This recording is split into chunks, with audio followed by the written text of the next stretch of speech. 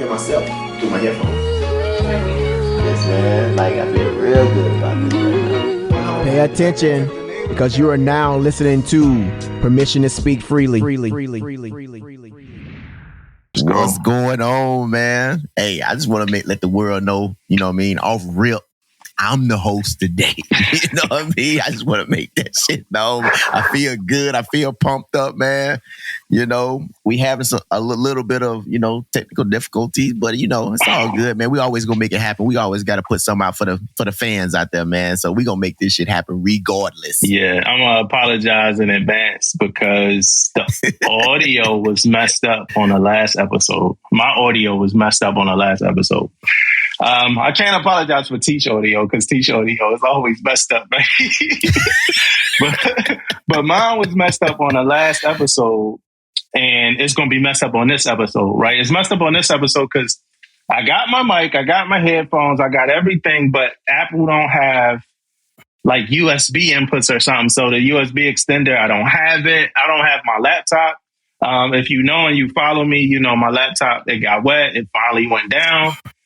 So I'm using my wife's laptop and she don't have everything set up so I can use the equipment that I have. So my audio is going to be as good as it could be. And then hopefully I can fix a little bit of it in post, but I'm apologizing in advance. I would also like to apologize in advance to Vice Admiral Rick Cheeseman, Deputy Chief of Naval Operations for Personnel, Manpower, and Training. M1, Officer of the Chief of Naval Operations and Chief of Naval Personnel. I'd like to apologize to you earlier. I wanted to make sure I said the whole thing right. But we're going to probably get into some NAVADMINs. You know what I'm saying? And everybody, man. Everybody not going to like it. But I like to tell you this, Admiral Cheeseman. We don't want no smoke with you, man. We really don't. No smoke with the Admiral, man. You say something wrong, you will be heard from. I'm telling you. Hey, it's one of the things like, now we know, bro. Now we know. Admiral out here checking You better people. watch what the hell you say. Admiral. You better watch what the hell you saying, man, on them damn messages, social media, man. If you guys don't know, it's some guidance. It's some guidance out there on social media, man. If you guys don't know that, man, you can't just say whatever the hell you want to say on there, man. Everybody was like, "Oh, the Admiral's too, he's too big, man. Why he's coming on this?" No, I loved it. Mm-hmm. Check his ass, Admiral. Yeah, check his ass, man. Yeah, and it's people reading. It's people like reading the comments. I say that about PTSF shit. You know what I mean? Like somebody from PTSF is reading the PTSF comments. You know what I mean? So Admiral dropping that admins, of course he gonna read the comments. You know what I'm saying? But we're gonna get into that. But like it's a lot of reasons why I really don't want any smoke, any issues with Vice Admiral Rick Cheeseman, right? So one of the first reasons is like this, man. A tree just fell in front of my house yesterday, man. Like not the whole tree, but some of it. We all having a good day. Some of a tree fell in front of my house. And I'm geobaching. So this was like my first day back at home and I got to leave like later on today, right? So I just came home Friday. I got to leave on later on today. And it's hot as hell outside, bro. It's the hottest summer, I think, ever recorded in history. You know what I mean? So definitely I don't want no smoke. We dealing with this big ass tree in front of my house and we dealing with this heat. So we just want to have a good time. Admiral Rick Cheeseman. Hey.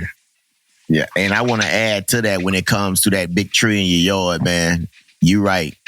It's too damn hot, man. That tree will be there for a couple weeks, probably fucking with me. Yeah. You know what I mean? Ain't no way I can get out there and mess with that tree, bro. Now, want me to tell you what happened? What happened? So I wasn't even going to get into the stories. But so the tree, we driving around and we went out, bro. We went to McCormick and Smith's, man. We went to McCormick and Smith's and I ate like a king, man. I was chilling. It's like a regular day, right? But we just chose to go to McCormick and Smith's. On the way home, it's storming. We actually saw Pinky, Clifton Powell, Pinky from Friday. He was there when we was leaving. Everybody wanted to take pictures with him and everything like that. So, So we leaving McCormick and Smith's, and I'm like, yo, I bet you after it was like 80 mile per hour winds or whatever. I'm like, I bet you something crazy in front of our house. That's not so, Angeline. We pull up Yeah, it's craziness in front of the house, right? The only thing the tree fell like everywhere. It's a big tree. We tried to get it taken out before, but we got burned. I think I talked about that on the episode. But so we pull up. The only thing it didn't hit was my car. Like it went all around the car, right? And then so we call insurance. We call the city. I'm a chill. You know, in situations like this, I think like Angeline, she move a lot slower than I do. But I'm like, all right, I'm gonna just chill. You know, she was making the calls, but I'm like, yo, I'm gonna get the stuff up from in the street because it was in the street. And she like, no, the city gonna come around. There's no reason for you to get it up out the street because they gonna do it.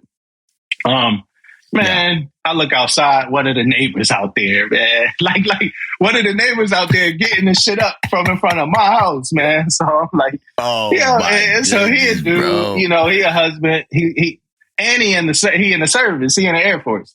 So man, I'm like, I had to go out there. Then I'm like, yeah, let me put my shit. So first I went out there in my slippers, and I'm like, hey man, I would love to do this, but my wife kind of, you know, she got a plan. She want the city to get it all up. So I'm just kind of chilling. And he was like, it's all good. I got a little saw. I got tools. I'm gonna get a little bit of stuff up. You know, I'm gonna just pile it up in front. So then I had to go out, man. I had to go do the work, bro. I had to go do the work because I didn't want to, you know, I found he's like an IT airman, E5. I think he getting out after this last term or whatever like that. But yeah, so that was what happened from that. So I had to go do it, man. I had to, man. I couldn't be lazy. Man. You can't have another husband on the block. Though, man. You can't have another husband on the block. I know you can the do, shit bro. from in front of your house, man. You know what I'm saying? Yeah, you had to do what you had to do then, man. Yeah.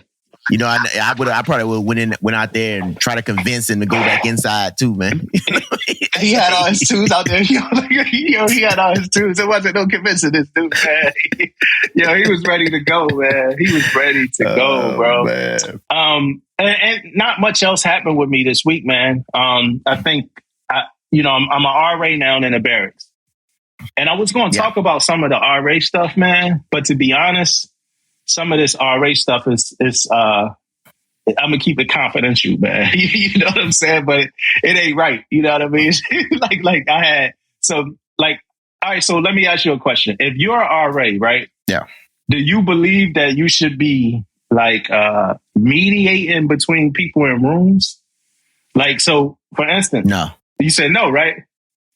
No. So, I had a dude text me. He texted me so the day they found out I'm an RA, I had this dude give me this egregious text, right? About some stuff that's going on in his room, right? For the sake of privacy, I ain't gonna say that. But he wanted to move out the room. So I texted the head RA his text because I was on duty. I'm like, yo, I'm on duty. You said to text you if it's a dispute in the room. And he like, yeah, he read what he said. He's like, Dad, you getting all the crazy cases. It's crazy, bro. It's like, it's shit related. It's like poop related to the story. It's erections related to the story. But I ain't gonna get into it. So he like, oh yeah, you might have to go, you might have to go talk to them. And I'm thinking like, talk to them. Like, yo, this dude, like the dude texted me, his roommate being egregious and he want to leave. Like, what we gonna talk about? Like what I'm gonna go in there like, hey, all right, come on, let's go talk about the poop. Let's go talk about these erections. Like, like I don't understand. Like, and that's what I'm saying. Like, would you go mediate? Because my thought. No, well, I just got further questions. Like, the RA, is that you guys like counselors or something? Right. You guys like in charge of your wing? Is that what it is? I don't even understand RA. It's like, so I know you guys go do inspections and shit of their rooms, right? You guys go do inspections, you guys do stuff like that. But you guys like in charge of, like, if anything happened, they call you, they got your number? So I talked to some other RAs who did RA before, right? Yeah. And I'm interested in what other people think about this. But I talked to some other master chiefs on my ship that did RA. They said all they did was their duty days and whatever the watches that they had to do when they had to do the watches. The room inspections, duty days and room inspections. Mm-hmm. That was it. They said they didn't get into like if somebody didn't want to be with their roommate or whatever like that. That's up to the building staff, right? This RA thing I'm doing, it to me, it seemed like a unique job, because it's like you damn near like a chief again. Like you like somebody else's chief. You know what I mean? Because it's like, what am I about to do? Like, because I was telling Angeline, I'm like, if he telling the truth and he want to get moved from his room, my personal thought and opinion is he should get moved from the room if we got other rooms available and he don't want to be with the roommate. Yeah. And then it's like if he lying, he made up an elaborate enough lie that he still probably should get moved from the room. Like, you know what I mean? Like he deserved to get moved from the room with that kind of lie.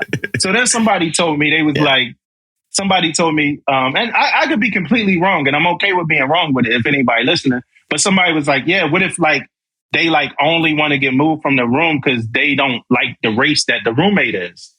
And in my head, I'm like, all right, like, so what you want me to go and do? Like teach them to love each other or whatever? Like in my head, I'm like, if they want to get removed from the room, why am I about to dig into the reasons? And I could be wrong. Like I said, I could be wrong, but I mean, what's your thoughts on that? Like if you get... Well, my thought, hey man, my thoughts are like, everybody has responsibilities, man, right?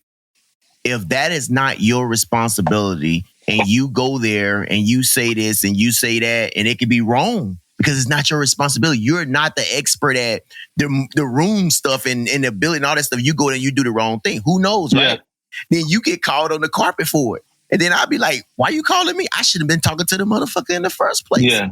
You know what I'm saying? Like I think that's the issue, bro. Like I have a big problem with that, man. I ain't no way. Oh boy, I'd be like, I had to talk to whoever's told me that I gotta go talk to him. I'd be like, hey, bro, that made my responsibility. Yeah. And they be flattening, be flattening RA tires, man. You know what I'm saying? Like somebody told me. Somebody told me like an RA, he went and broke up something with the sellers, and then he woke up, all his tires was empty, man. Like they had a head. Bro, you better go talk to the boy, man. You better go talk to him. You liable to get knocked out. You go to that room like that, man. I changed my mind, bro. I think you should go talk to him, bro. Flattening people's tires, bro. So another, bro, that's $200-300 a pop. And then when I moved into the barracks, bro, the room was dirty. The room was dirty, bro. Like horrible dirty. Like I almost wanted to make like the cover of the episode. Some of the pictures I took the pictures because I got a case coming. Like I'm preparing for a case with these people. If it gets too thick out here for me. But the room was dirty, bro. Like really dirty. Like I'm wiping corners. Yeah. It was still food in a microwave. And they got all these rules about things you can and can't do. But yeah, I'm moving into a room and the room is fucking dirty, bro. And so I think a part of this is that the only person who cleans up is the person that the inhabitant of the room who moves out. So that's the only person that clean up. It's the person who had the room. So, and then they get inspected by somebody, but the person that they get inspected by is like a seller that don't want to be there. They just there like in transition. Like it might be a young seller. She might be pregnant or something, or somebody there that's like a little hurt. That's who go there. Like people like, so they going to do the real quick room inspection. You know what I mean? It was bad, bro. Yeah. Crumbs, hair, dirt, all types of shit, bro. Hell no. The shower, look, I'm taking a shower, bro. And the shower curtain is so flimsy. You know what I mean? And so I'm sitting there ducking because the shower curtain is like hitting me as dirt the first night because I ain't know the shower. Like I cleaned everything and I wasn't expecting the shower to be dirty. Man, the shower curtain started hitting me, bro. I'm like, oh my gosh, man. Dirty as shit, bro. You know what I'm saying? Oh, now, another question for you is this. All right, so we know that, exiting out of this room, the person that got to clean it is the inhabitant of the room and then they get inspected. But is it any reason why they don't have a professional cleaning company or somebody else come through and make sure them barracks are clean for the next person moving in? Is that asking for too much? It's not asking for too much, bro. And I thought that stuff like that happens, man. Like when in San Diego, even they in the barracks room over there in San Diego, they come in a daily, bro. Yeah. They go in it like the staff people who ever clean, they go in there, they make sure they stuff straighten up. But they got cleaners that come over there to clean these rooms. Yeah. Right? Like I don't understand that because look, at the end of the day, you already know if you want to keep these barracks and everything up to par, you better have somebody coming in there cleaning them. Yeah. But sailors be all over the place, man. Sometimes sailors be gone for months. They keep those barracks rooms sometimes, right? For a month or two, but they out to sea. That mean that room ain't getting cleaned for a month or two. Yeah. Right? Till they get back. Come on, man. You gotta have somebody coming in there to clean those rooms, man. So yeah, I'm with you, bro. Like if that if not even going that far, right? You got to at least have it ready for the next person coming in, though. Right. You know what I'm saying? Like, you got it. And it got to be professionally done. Yeah. Right? I can go in there and clean a room, but I'm not cleaning the baseboards. You know what I'm saying? I'm not cleaning that's what professionals do. Yeah. You know what I'm saying? Like, so, yeah, I agree with you, Tony. Yeah, Bro. bro. It should be a professional coming in. It was bad, man. The last thing I got about this whole thing, right? I was going to shout out the Safe Talk training. But yeah, so I went to Safe Talk training for Living Works. That's like a suicide, like having a conversation about suicide training or whatever. You have to go there to be an RA. It was a good training. But this is the last thing I'm going to say about this living in the barracks situation. So I'm in the barracks and my cellars, they get in like these notices to go to like barracks NDOC, right? And the notice is telling them like, hey, if you don't go, you're going to get kicked out or whatever. You haven't went yet. If you don't go, you're going to get locked out your room. So I'm thinking like, as they get in, I'm like, dang, what my cellars doing? Like they all just keep getting them, the ones that live in the barracks. Bro, I walk in my room one day and I go to my bed and I got one on my bed or whatever, saying like, if I don't go to this NDOC, I get, so that's the initial notification. The initial notification is, hey, if you don't come, you get kicked out your room, right? So I go, right? I had duty. I left work on duty to go to this training. The training was really bad. Like just no care. Just, it's a really like real bad introduction to, and that's the other part I wanted to say with the room being dirty and like the way this training went, it's just a horrible introduction for a junior seller, like living on a base, like into the Navy.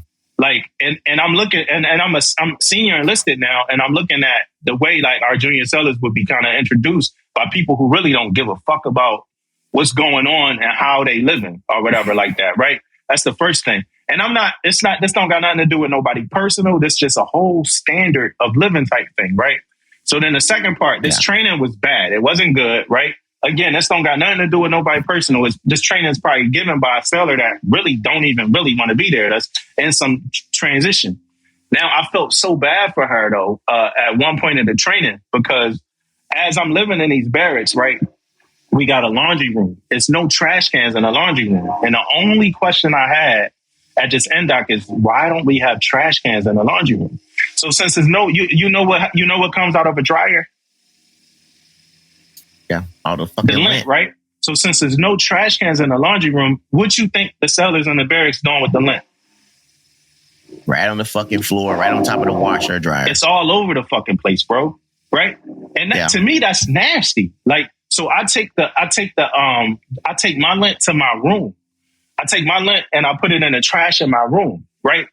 Oh, but I was thinking about getting a trash can, but I'm not now after what the girl said. So this is what the girl in the trainer said, or the young lady in the trainer, she said, I removed the trash cans out of the laundry rooms. She said, because y'all was putting y'all personal trash into the laundry room trash. She was like, it was times that I found piss in the laundry room trash and we had to clean out the piss. She was like, so she said, I'm okay with picking y'all lint up off the floor, vice getting y'all piss up out our trash cans. And I said, that's fucked up how we treating each other, bro.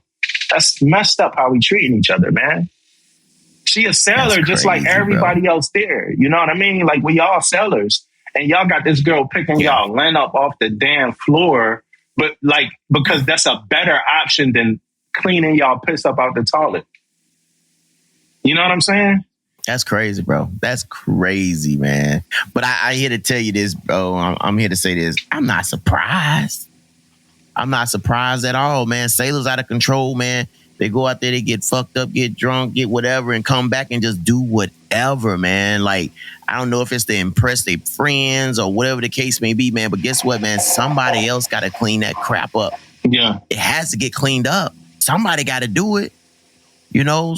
But I tell you what, you put the shoes on the other foot, man. People make them think then. But like I said, man, I'm not surprised at all, man. But that's a bad way to think about it, though, man. You talking about the options. The options are, I would rather pick up your nasty ass lint all over the fucking laundry room, bro. That's a better option. That's sad, option. That's bro. Crazy. And most of the staff are women, right? The young sellers. And she said, in NDOC, she said, hey, when you come to your door, can you have some clothes on? Bro, She said, when you come in your door, can you have some clothes on? She said, a young lady went to one of the residents' doors that was a dude, and he didn't have anything on. Everything was out. She was like, that's just nasty, man. That's like sexual harassment or some shit. You know what I mean? Now it's your, bro, and he probably looking at it like it's my room. I'm in here naked. She like, yo, come on. Like, you know, we knock on the door, you know what I'm saying? And you come to the door, throw some clothes on or get under your sheets if you laying down sleep or something. Like, that's crazy, bro. The way people treat each other is crazy. And I'm not trying to be pointed, right? I'm not trying to say these junior sellers. I'm not trying to say none of that, because we all sellers at the end of the day, and we all human. And, you know, and I've been 23, 24, whatever, but the way people treat each other it's just crazy, bro. Bro, you need to be kicked out the barracks. If you open that door up and you butt ass naked, man, your ass need to be kicked out of the barracks, man. I'm serious, bro. That just pisses me off right there, man. Like, come on, man. Bro. Like, you did that shit on purpose, man. You know it was a young lady coming to the door, and you did that shit on purpose. Trying to be a smart ass, bro. Yeah. Like, what you want? Trying to be a smart ass. Come on, man. What's up with you, though? You all right? Yeah, man. I'm good, man. I'm still, you know, in the waiting thing, man. You know, talking to the detailer here and there, man, about where I'm going. There's a couple of options in there, man, but we'll see, you know, next month. But I'm looking forward to it, man. I'm looking forward to this new journey or whatever the case may be, man. Kind of pumped up. You know, you're going to do something new, so you're kind of motivated and pumped up. I feel like wherever I go, I probably been there and done that before. You know what I mean? Especially because the billets they got on there, well, the billets that's on my Navy assignments, I've been like all those places before. Yeah. You know, so it's nothing. It's going to be brand new to me. But I'm looking forward to it, man. And I'm more of looking forward to the ship than if they try to give me short duty. Like, because I don't know right now. So that's why I'm saying short duty. Hopefully it ain't short duty, but we'll see what happens. I'm not going to deny short duty, though. You want to get to me, I take it. But I'm looking forward to going back out to sea, man. But we'll see what happens. So that's kind of, man, like my whole going to ships, doing inspections, man.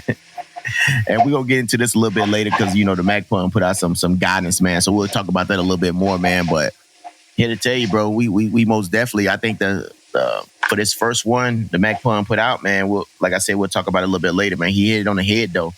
You know, on what he's talking about and what we need to do moving forward as a mess too, man. But we'll talk a little bit about that. He hit that shit on the head heavy. Man, we can talk about it right now. Hey, look, I want to shout out Scott Jarvis, right? Who I've met from, so like I meet people from listening to the pod, you know what I mean? And I virtually met him. I haven't personally met him yet. I probably will at some point, but he was like the driving force behind me getting the RA stuff, man. He really helped me out. You know, he listened to like the episode and he hit me up. We've spoken now on the phone, so he really helped me out. So I wanted to like publicly give Scott Jarvis a shout out, man. Shout out, bro. Thanks for the help. I appreciate it. I don't know if he watched or he listened. I think he might watch it, but if he watch it, he might or might not. He might or might not see us if this episode don't come out on video. Yeah, you know, I want to throw something else out there, man, while you giving shots out, man. So, like, the last two ships I've been on, man, of course, somebody recognized me from the pod, bro. Like, but I don't know if they recognizing me or recognizing you, and I'm kind of getting a little upset about that, man. Like, the last two people are more like you know, Damo, and they ask me if they look at my name. They don't know my face, I don't think. Yeah. They look at my name. And they be like, you know Damo. And I'm like, yeah. Oh, you guys got the pod. That's how the conversation started. You know what I mean? Yeah. I'll be like, hold on. Then me being, you know, trying to be funny, I am myself. So you don't know me. Like, you know. I'll be like, you don't know me. Like, oh, man, I would just say one guy was like, both the guys was stationed with you. Yeah, man. They see my last name. They were stationed with you. So they was like, yeah, no, Damo. So, okay, cool. They had a couple of stories, man. But it's something I had to break down a little bit more. Man, had some funny stories, man, about you. Yeah, man. You know, I done had fun with everybody, man. You know what I'm saying? I done had fun with everybody. Oh, yeah. But most of the people that knew me as a first, they ain't got nothing bad to say. You know what I mean? Like we've been living. You know, anytime before my first class years, I got stories that I'm embarrassed and ashamed about. You know what I mean? But most of the people that knew me as a first class, you know, I can stand in whatever stories, you know, they got. Man. You know, I got a good funny story about myself coming up here soon that I can't wait to talk about, man. But hey, man, we could get right into this MCPON, this warfare. So, one of the things we said we were going to talk about was that that post from the seller, the Facebook post from the seller just shitting on the Chiefs and, all of that. But that happens like weekly. So Will got to get into that when we could get into like the next one that happened and do the deep dive. But do you got the MCPON's, the warfighting competency statement pulled up already? The MCPON call to action, warfighting competency. I'm saying that right? Competency. Competency. Every sailor deserves a chief petty officer that is an expert in their rating and is a technical authority. A chief that has a plan for building winning combat teams and executing any and all missions that are assigned. Sailors should trust with the highest confidence that their chief understands what needs to be done and what it takes to do so. Sailors should know their purpose and how they fit into the command's mission. They should understand how the command mission supports the objectives of the overall national defense strategy. Mm-hmm. We as chiefs are very good at taking care of the day-to-day work and routine assignments. We excel at putting out fires and responding to emergencies of all types. Our Navy has some chiefs that believe that is all that expected of them. If you are the chief that comes to work just in time to receive the plan of the day, execute the routine schedule, and solve problems, you are not meeting the standards of a chief petty officer. Chiefs make time to reflect on their leadership, their teams, and what it will take to develop a clear path to success. They keep their eye on the horizon and look ahead for storms, clouds. That's because of their wisdom. Only what they see coming. Chiefs must think strategically. They must forecast out strategically.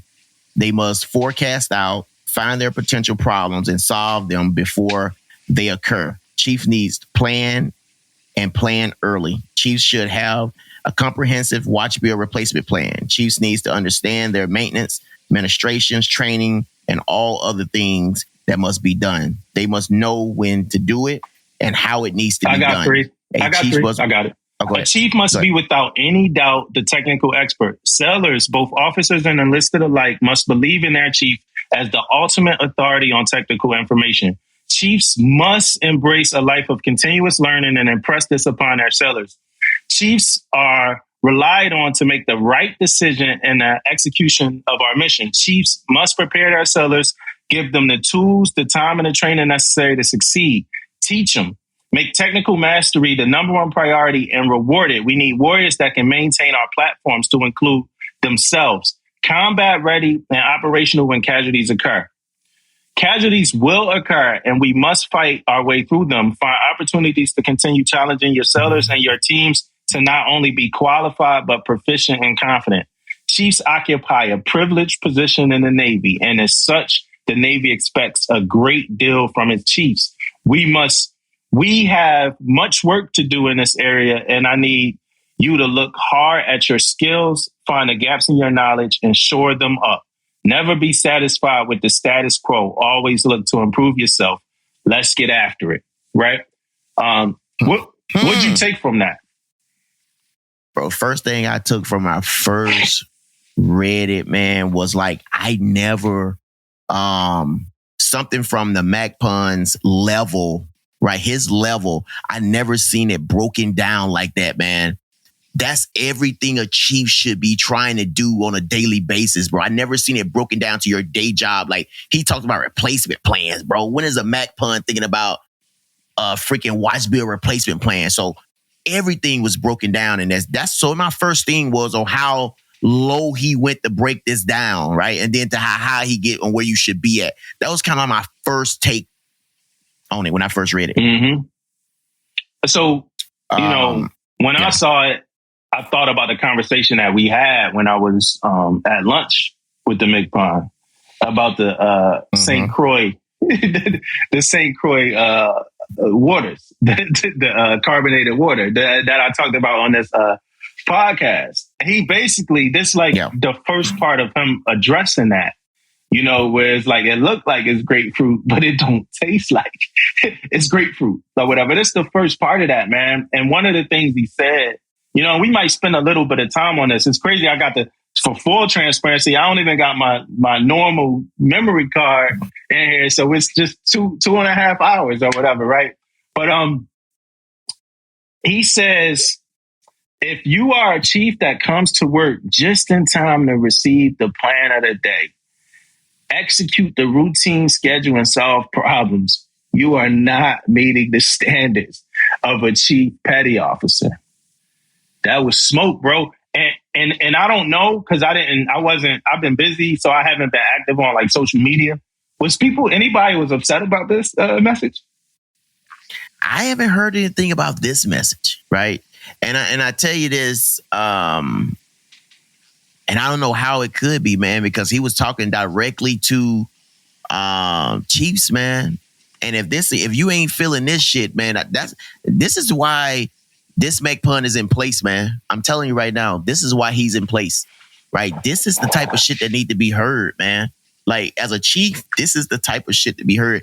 We are losing some, I ain't gonna say all, but we are losing some of the sailors, man, because of this. Because of leadership. Because of weak ass chiefs. Weak chiefs, man. Like, that's why we lose them. They can't, it's hard to, like, for example, I'm gonna give you an example, man. If I come in the Navy right now and I'm doing 2 to 3 years in the Navy, to be honest with you, man, bro, I got options, right? I got options now. And when I come in the Navy and I got my leadership is weak, right? I ain't finna stay in and deal with this shit for 3 or 4 more years. Mm-hmm. Right? I'm finna get the hell out of here, man. Why I can. I got somebody that's coming to work just to freaking get through the day. Mm-hmm. Get through the day. If you get somebody coming to work to get through the day, he's gonna make my month harder. Yeah. He's gonna make my quarter harder, my 6 months harder, my year harder, because he gonna hit me with this last minute shit every day. Yeah. Right? Because they not ready. Because you're not ready. You gotta be prepared, man. That's preparation. What time was it that you said you came in the morning or the episode? What time you said? Shit, about 4 or 5. I'm in there, man. I'm in there. And that's what he talked. So that's what he talked about on here. Like, we as chiefs are very good at taking care of the day-to-day work and routine assignments. We excel at putting out fires and responding to emergencies of all types. Our Navy has some chiefs that believe that it's all that is expected of them. Bro, then he get into what I said, if you come into work just in time, and he talk about coming into work before everybody else, right? And he talk about leaving after everybody else. You know, like, you're not just punching the clock and just mailing it in. Like, you dialed in all the way, bro. And it's chiefs out there that's not doing that shit, bro. That's not dialed in all the way, man. Like, yeah, hey. Hey, man, I'm gonna go a little step further, but hey, guys, don't get on me too hardcore. But anybody, my first class, my LPOs or whatever that worked with me before, man, and you guys can put this in the comments after you guys hear that if you work for me. I have told my LPOs, if they came to work just in time to get the POD and just in time to look us up, they're not even putting nothing out at quarters. You're not even putting, like, yo, you can't talk. You're not putting nothing out today. You can't even talk at quarters yet, bro. Like, I'm just being real, man. You ain't ready. You know what I mean? You're not putting nothing out today, right? And I'm telling you, man.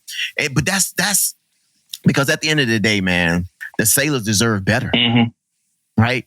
They deserve better, man. They want to come to work and they want to do a good job. But when you put out some bogus ass shit, and you talking about man, look, I'm here to tell you, man, before I even go into deep, man, big shots out to my LPO, man, back when I was coming up, man. Mm-hmm. He was a DC1 at the time. Brian, this dude was a beast, man.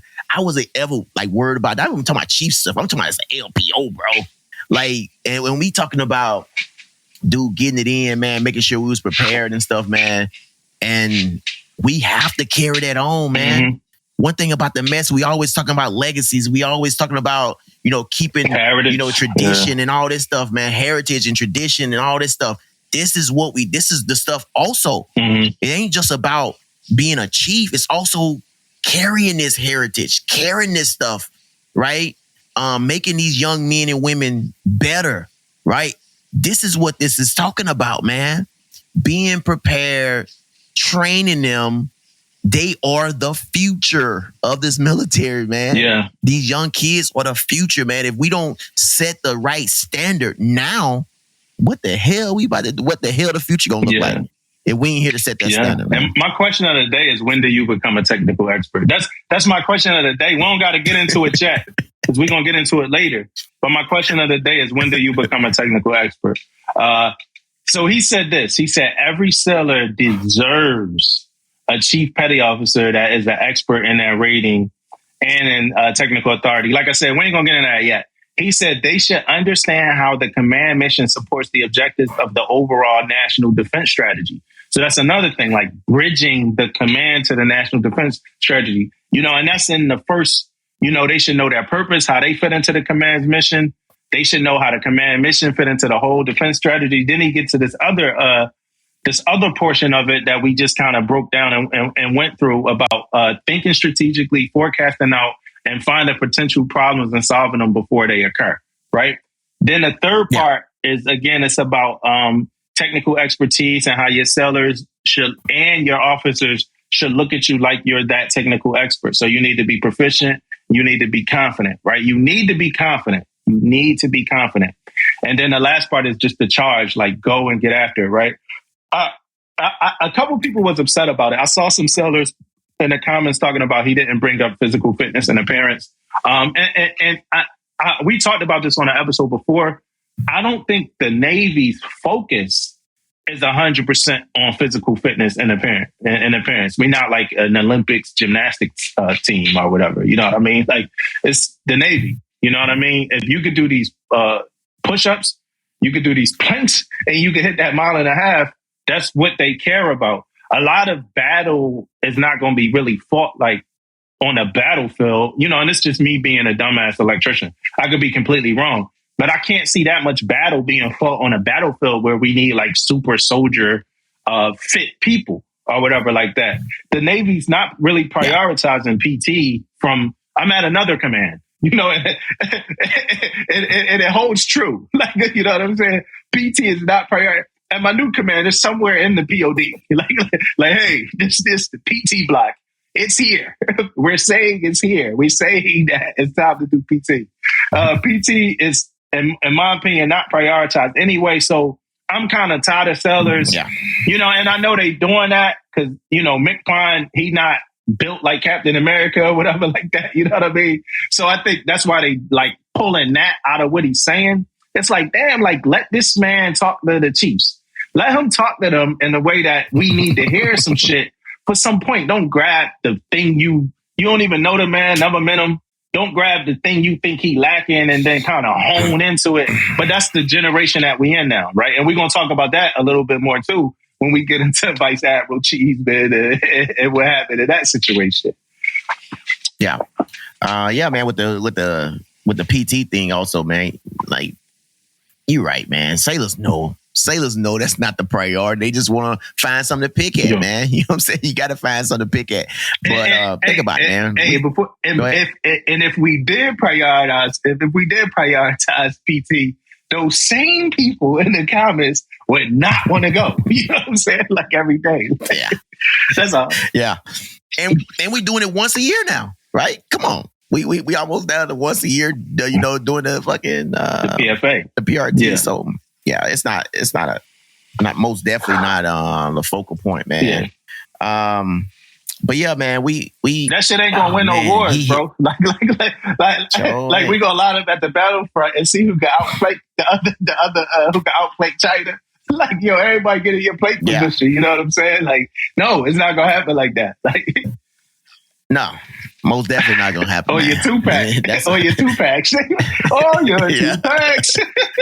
No, that shit ain't happening. Not happening, bro. Not happening. And I'm not trying to downplay PT because y'all know we talked about it. I care about it. We talked about it and stuff like that. But like, we gotta stop grabbing that rabbit out the hat every time. Like, let's go to PT again. Like, come on, yo. He's saying some real shit that people need to hear and people need to pay attention to. So let's hear it and pay attention to it, and don't shade it with some bullshit.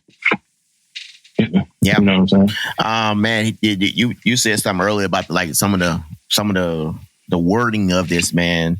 The deserving of a chief petty officer, man. Wasn't that crazy? Yeah, bro? man. That's like deserving of a chief petty officer.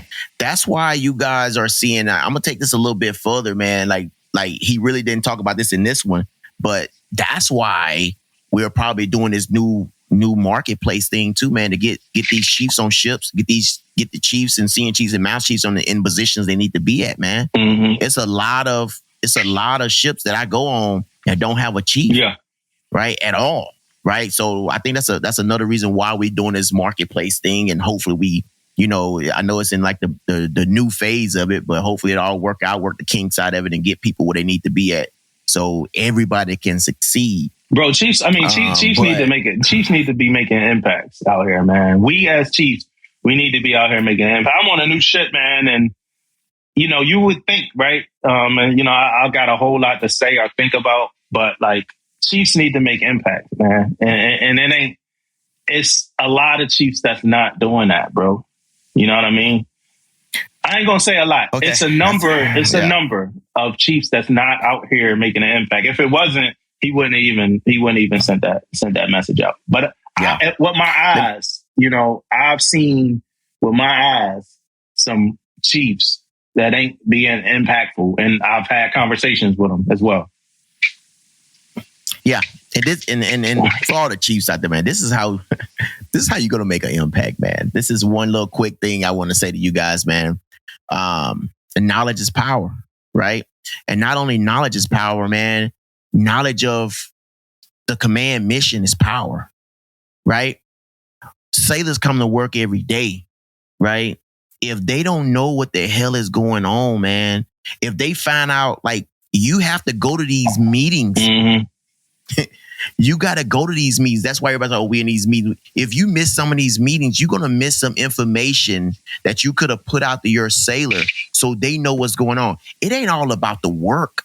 Oh, we working these sailors at 16, 17, 1800 or whatever. That's not even what it's about. It's about when you give them that information. Mm-hmm. When you tell them in the morning, or you tell them at noon, hey, we got to stay to 17 and 18 because you missed a meeting that you knew that was going on. We have a maintenance meeting at this time. So, oh, crap, this stuff came up, but you missed that maintenance meeting. Or you missed that training meeting that you got to go to train. Oh, now we got to do all these drills and we got to keep people here to do all these drills. But you didn't go to that meeting, right? You didn't look at the PMS, for the whole quarter. Now you got some maintenance coming up that you have to get done now because you already moved it 2 or 3 times, right? Now you have to do it, but your younger sailors don't know this shit, right? So you got to be all in the weeds so you can put this information out to your sailors. Right? Some people think all about, oh, he's mad. All my sailors mad right now because I'm working them late. No, if you would have told them last week or you would have told them a day or two before that we working late, they won't be as mad because they already know. Mm-hmm. They already know it's coming. It's the last minute shit. Yeah. The mission of the ship. Hey, we getting underway for a month. These sailors find out this shit a week or 2 ahead of time. Yeah. Right? Put this shit out early, frequently, so they know what's coming up. They know what's going on. Right? A lot of times the ship schedule change, but at the same time, that shit is in there. Yeah. Right? That shit is in the freaking plan. I forgot what the name was. When they do that PB for T and do all these planning meetings and stuff, that information is out there. It's for you to go up there and find it out instead of you somewhere in the freaking wherever you at. You need to go to these meetings, find this information out, put it out to your sailors so everybody know what's going on. Be on the deck plates. Be on the deck plate. It ain't micromanaging, right? Everybody always micromanaging. No, it's finding out, testing your sailors, man. Testing them to make sure that they know what's going on, right? Safeties, all this stuff that's going on right now, man. We are missing the mark. Yeah. That's why I love this, man. I'm so pumped up for what he was saying here, right? That it's kind of like, got me ready, bro, because it makes so much sense, though. And me as an inspector, I'm seeing it, bro. I'm going on these ships seeing weak leadership, man. Mm-hmm. Like weak leadership. People over there, like my guys in my office, man, I'm telling you guys, like, I'm going to be honest as I can, man. I'm going on these ships and people are asking me, can they get my chiefs? Why you got chiefs on board? You know what I'm saying? They got chiefs on board and they still asking, hey, when they transfer. You know what I'm saying? Like when this guy transfer, right? But it's a reason for this, guys. And now on the second half of this, I'm gonna get you in, Damo, in a minute. But on the second half of this, David, that ISO, man. Y'all, yeah, ISO right now. I wanna say this, man. It's hard. Sea duty is hard. It ain't no joke because of the schedule. It's hard to get that training in, man. It's hard to get all these REs and all these drills and all this stuff in, you know, to teach these sailors what to do. But you got to do your best, man. You can't sit down, man. You got to go in the meetings and put your best foot forward, man, to try to get your sailors trained up. You may have to put those extra hours in to make a plan for your sailors to get trained up. Because if they don't get trained up, it's going to be somebody's going to die. Somebody's going to break some major equipment. All this stuff is going to happen because these sailors ain't scared to go out there and try. They're going to go out there and try to do their job. But the problem is they're not being trained. They're not being trained. And I'm here to tell you, it's not easy. You guys say, oh, it's easy for me to sit behind this microphone and say this. I've been to sea duty. I know how hard it is. Mm-hmm. I know. But we still have to make the effort to go out there and train these sailors, man. We have to. Yeah. We have to because they are the generation. They next. Yeah, and my thing is this, though, and I'm glad you didn't hit on it. Like, use the mess. You know, we talk about this all the time. We talk about using the mess. Utilize your mess. Like, utilize other chiefs. That's a 2-part thing, though, right? So the first part is you got to be willing to, like, you know, be humble enough to say that you need help or go out and ask somebody for help or understand that it's people available that's subject matter experts in their matter of expertise that can help you, right? Now, the other part of this, and I just experienced some shit like this on my ship. The other part of this now is if somebody come to you to help, for help or whatever, you need to receive them and help. You know what I mean? Like, I'm just checking into my ship, and a part of my check-in process, I had to go talk to a chief. And the way the chief was like talking to me, I'm Benny Blanco, though. I don't forget things. You know what I mean? Like, I'm just checking in, but I'm Benny Blanco. You know, hey, you remember me, right? But the way the chief was talking to me made me feel like I don't ever want to go talk to this person again. You know what I mean? And I was chilling because I don't get into that. Like, I have to be tough and talk to people like this because I'm a chief shit. You know what I mean? Like, my life is changing. Like, I have a sense of humanity that I always want to speak to people with. You know, I don't have to be like, well, what's up with this then? Why? What's like I don't got to do that just because I'm a chief type shit. You know what I mean?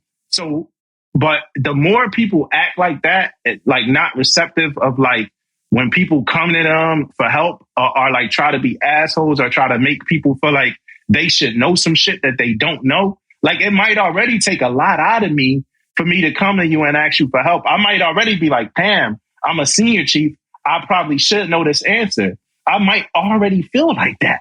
You know what I mean? But when I decide that, okay, I'm going to go to one of my brothers and sisters, I'm going to go to one of my brothers and sisters who will be able to receive me as a brother and be like, I got you, bro. Like, I'm going to help you and set you straight. And then you commence to make me feel like shit. I might not ever go to you again, you know? And then when you doing something against my shit, you know, I might treat you different or whatever like that. And that's how bad blood, that's how rotten environments, negative, toxic shit, that's how that shit starts, man. And we got to stop doing that. You know, I had put in our notes, like, chiefs need to stop trying to be so tough, man. You know what I'm saying? Saying like, yo, and it's like, now it's like kind of like spreading to like, we doing this shit to each other, you know? And I'm on a big deck now, and then they say it's a little bit more impersonal than if you was on a small boy, but we talked about this in way earlier episodes. Like, I shouldn't feel like if I'm going to you about your equipment, or are we about to have a talk, that it's going to be a war, like a battle, bro. Like, you know, I shouldn't feel like that, bro. You know what I mean? I don't know if you ever experienced that, or you can even identify what I'm talking about. But for me, that's a problem, bro. Like, we can't do each other like that. Like, you know what I mean? Yeah. I most definitely have seen it before, man. But I'm here to tell you, man, and it's bad too, man, because you need everybody. You know what I'm saying? Everybody's a part of this team. And now automatically, you don't know how to take criticism. You don't know how to take what I'm saying. When probably you getting upset because you're wrong. Yeah. You know what I'm saying? You're probably getting upset because you're wrong, man. So I most definitely had that happen to me before, man. But like you said, my life didn't change too. I ain't finna get what am I arguing? I'm routing the chick. I'm routing the chick. What are we about to argue about? You know, I had officers on my ship tell me, yo, go to an officer for this help. Like, because the chiefs, they notorious for not helping and being assholes. They're like, yo, but this officer here will take care of you. It shouldn't be like that, bro. Like, it shouldn't be like that. No. It should. And I guess that's my do better. Because my do better was the barracks, but I already talked about that. So I guess that's my do better. Like, we need to like sign up to help. And you know, because the thing I think with that is fucked up, because if we doing this to each other, imagine what we doing to ourselves. Wow. That's huge right there, bro. You know what time it is. You know how they doing it, man. They running that shit like an iron fist down there, bro. And that goes to my next point I was trying to make too. We need to be better listeners. Right. You know what I'm saying? Like, be better listeners, man. Like it's sailors out there, believe it or not, man, have good ideas. Mm-hmm. Have good ideas on what they need to be done. And believe it or not, man, they are the first line of leadership in a lot of the situations, man. Like we are the Chiefs, but like they're with them way more than we are. Right? When it comes to the work, it comes to the day-to-day job, we kind of put things out. We check on them to make sure we putting out good to go. But normally the LPOs, the second classes and things like that, they down there every day and they come up with some good ideas, man. I learned that shit. I learned that over time, man. Maybe just experience or what. Now my whole verbiage is this to sailors. Like, when you come tell me you want to do something different, if it ain't safety, if you following your steps, let's do it, man. I'm okay with it. As long as you ain't hurting nobody, breaking no equipment and all this stuff.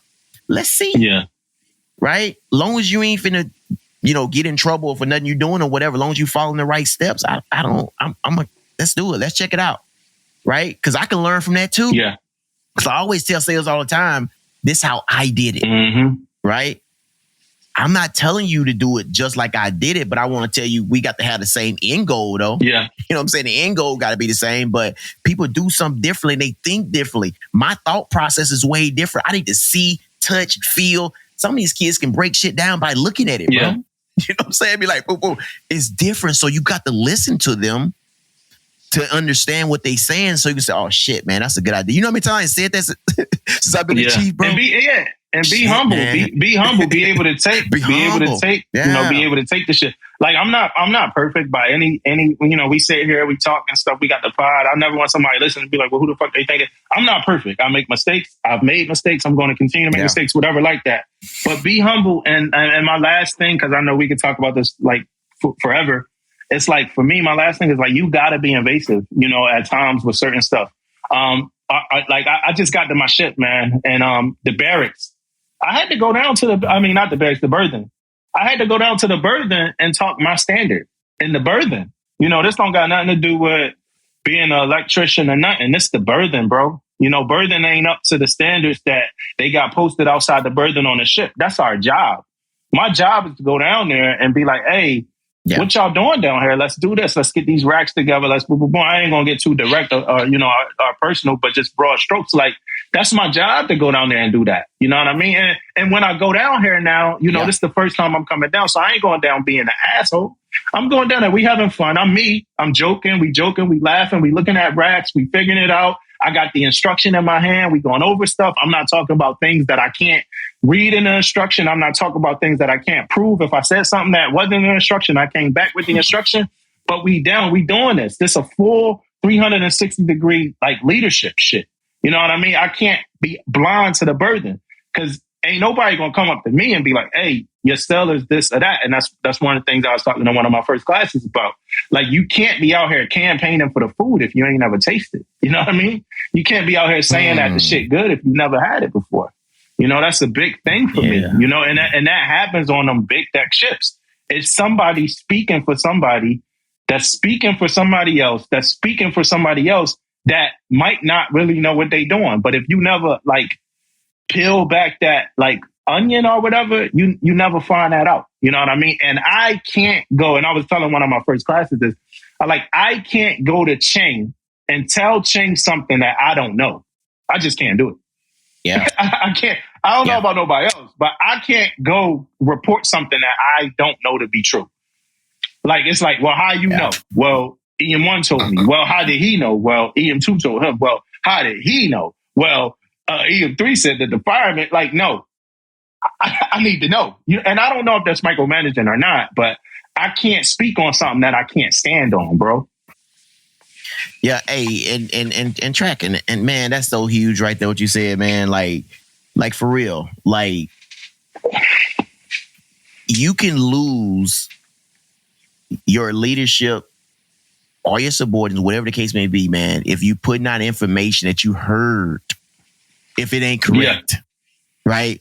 It's like you hear something in the P-way or something, you come back and put it out to the division, it's something totally different, man. Like, it's crazy. So the biggest thing, and I even heard you say this before, bro, on the ship, and it is so crazy, man. Like, somebody can come up to us and they can say something, and the first thing we looking at, like, where's the diagram at? Yeah. You know what I mean? Like, or take me to it.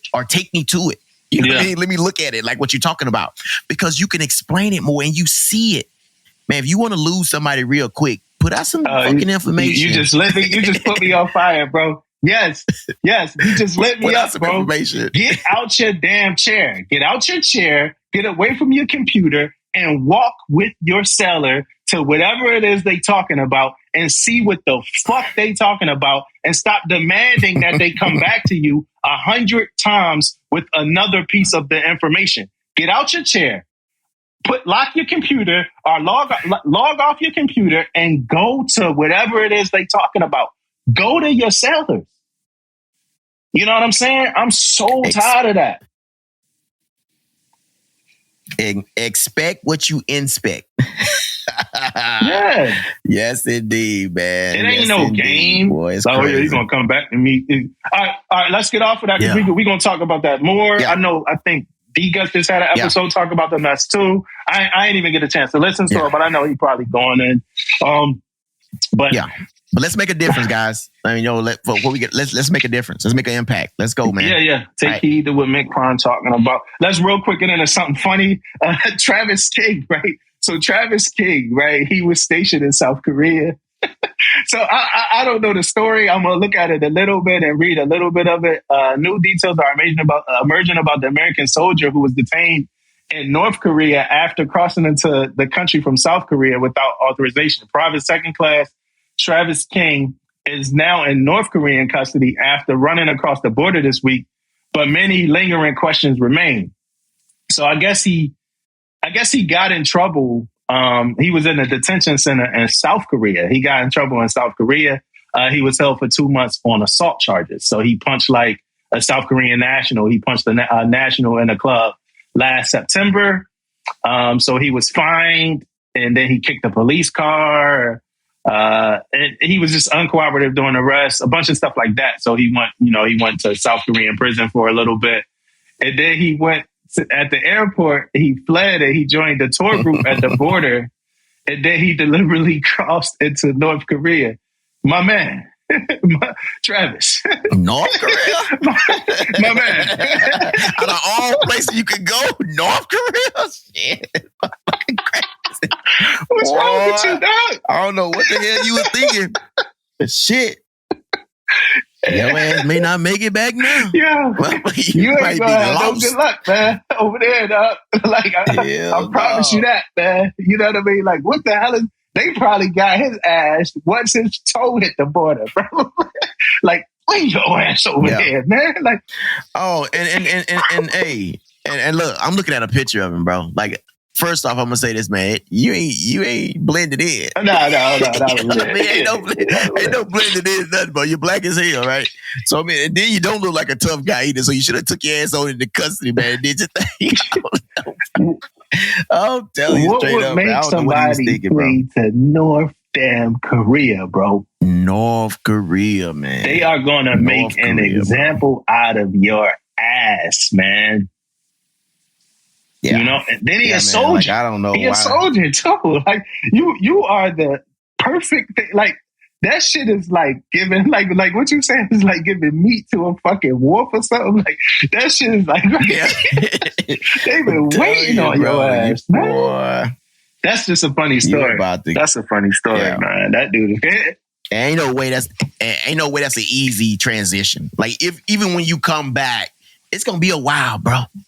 This North Korea. You may get back one day, but it's gonna be a hot minute, man. It's gonna be a hot minute. You talking about like emotional damage? To the family. You talking about like emotion?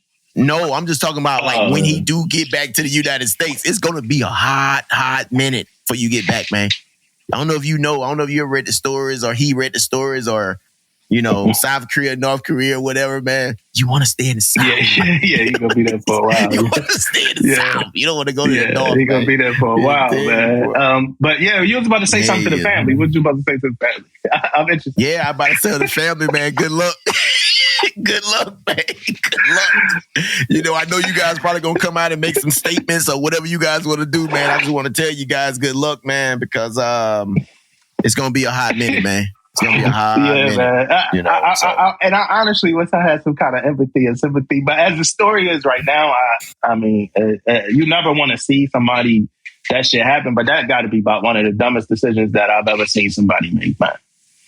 Fresh out the frying pan into the fire. You know, fresh out the frying pan into the fire. Another thing that's funny is I got one of our guys sent us a video about the recruits, man. They doing concerts over there at Great Lakes now for the recruits. Yeah, man. Ain't that crazy, man? Like, I guess we gotta do what we gotta do, man. Yeah. You know what I mean? We try to get recruits. We try to whatever build morale, man. But like, I have got over the fact that saying when I came in. Yeah. You know what I mean? Like I have almost, I ain't gonna say I'm all the way. I'm still gonna complain low key. Yeah. But I'm now getting over the shit that we are doing from a money standpoint and the little things that we do for retention and for recruiting. Yeah. I have to get on board and quit saying what the fuck and start saying we gotta do what we gotta do. You know what I mean? Like, what week is that though? Like, what week you think what week would you, if you had to do? Like, that gotta be the last week, right? That gotta be like, gotta be after battle stations or some shit, right? He said after battle stations. Like, hey, if you guys know what day y'all doing these concerts, man, let us know. They there for 10 weeks now or something, right? What they there for, like 10 weeks now too? Yeah, a little bit longer. That gotta be like week 6. Yeah, that's like week 6 shenanigans. Yeah, man. That's week 6. Maybe graduation and then after the week after the graduation or some shit. I don't know, man. Yeah, it's something crazy. It's crazy though. We should do better, maybe it's bro. doing the little service week. You know what I mean? I don't know. Maybe service week. Shit. What service give a week? Little party, give a little break. What service week? You ain't even had. Oh shit. Maybe service week was done when you get service week. I might have had it. I might have go places. Like you go to when you go to say the mess decks and clean, or you and serve food for that week. Or like us, like me, I went to the gym because I was part of the little flag team or whatever. Mm-hmm. Like, you know, the A-Rocks and A-Pocs, they go to somewhere different. You ain't had that week? Like, if you couldn't swim, you went through swim doing service week. I don't know, man. I couldn't swim, but I went to swim. They might not call it service week when you came through, bro. They might call it some other shit. They might have. I don't know. I don't remember. There's certain things I remember, certain things I don't remember. But if it was a concert, I probably would have remembered that. Like, I probably would. Oh no, we had no. We ain't had no concerts. I wouldn't have forgot. I wouldn't have forgot the concert. I'll tell you that for sure. We should do better, man. I'm looking at it, but I don't understand. Man, my do better has nothing to do with the Navy. with the military at all, right? But I was behind like 3 trucks, man. 3 big ass trucks. I'm coming at you guys, man. Your big ass F-150s, F-250s, 350s, your dualies, your Rams or whatever it is. Your lifted trucks. Lift it up. I'm talking about high as my fucking car, right? But when we get to these speed bumps, you guys want to go over real slow over these speed bumps, man. Bro, you got a big ass truck roll over that goddamn speed bump, man. Let's go. Dude, I'm talking about, I wouldn't even point this out if all 3 of them didn't go super fucking slow over these speed bumps, bro. I'm talking about, bro, nice ass trucks, bro. Big ass tires on them or whatever the case may be. Nice ass trucks, bro. All 3 of them in front of me. All 3 of them take their time going over this fucking speed bump, man. Come on, man. Let's do better. You got a big ass truck. Drive over that fucking speed bump and keep it going. I got a little bit ass X3 and I'm driving over that thing real fast. You know what I'm saying? You got a big ass truck. I don't know what it do. Maybe it mess with the suspensions, but don't buy the fucking suspension. You can't go on fucking speed bump in the motherfucking fast. Big ass, nice ass suspension underneath the truck and shit all shining and shit, and you can't even go over a speed bump and shit. You know what I mean? So I was a little upset about that, man. I was driving home and I thought about this. I do better go be these damn big ass trucks, man. Cause I don't know how I even got 3 of them in front of me, bro. I'm counting these motherfuckers in front of me, coming home, and your truck don't make you tough, man. You know, your truck size. A lot of people, man, they get these F-150s, man. And, you know, they think your truck size don't make you tough, man. Just remember that. Climbing the top of that truck, bro. They climbing all up in that motherfucker. You don't even look tough getting in it, man. You know what I mean? You don't even look tough trying to get up in that thing, man. That's what people be thinking, man. That's like a status symbol, man. Big truck, you know, get it lifted. Yeah. So, I like I said, I don't have I kind of gave away my do better. I guess a lot of shit to do better for this episode. But you ever heard of a feedback report taking 5 years to get a response from? Like, I don't understand this shit. Yeah, it's like, if you look at the instruction, it say like 21 days. Like, normally it say like a day, but it say no longer than 21 days, you're going to hear something back. Ain't no way a feedback report staying at 5 years, bro. Like, what? Do we got the feedback report? You got it? I want to see it. I don't want to get into this feedback report because it's very specific, and it's specific to my command that I'm at, and I think some of it is some of it is some bullshit or whatever about it. But I will say this though. So as I'm talking to like 3M about it, this the conversation, right? And I'm not mad about none of this, right? So I'm not venting about it. I'm just explaining it. So this what 3M says, and I ain't gonna say who. I'm just talking to somebody. The conversation's like this. Yeah. Hey, look, you might not like what I say, but when you throw a feedback report to me, I don't give a fuck about your feedback report. I'm not mad at that. I understand that, right? When I throw a feedback report your way from on a ship, you don't care about it. Then it's like, when your feedback report leave the ship and they go to what, like NAVC or whatever, or airline, whoever it is, wherever it goes, they don't give a fuck about the feedback report either, right? Then this was the conversation. So the conversation was like, so I called NAVC about feedback reports, and NAVC said to call the individual MIT representative to ask the individual MIT representative about the feedback report. So now from my ship to me and LCPO of my division, the conversation is, I'm going to give you the individual MIT representative phone number so you could call the MIT representative about your 5-year-old feedback report. Like I said in the beginning, the person who told me this, I got no issues with, no qualms, none of that.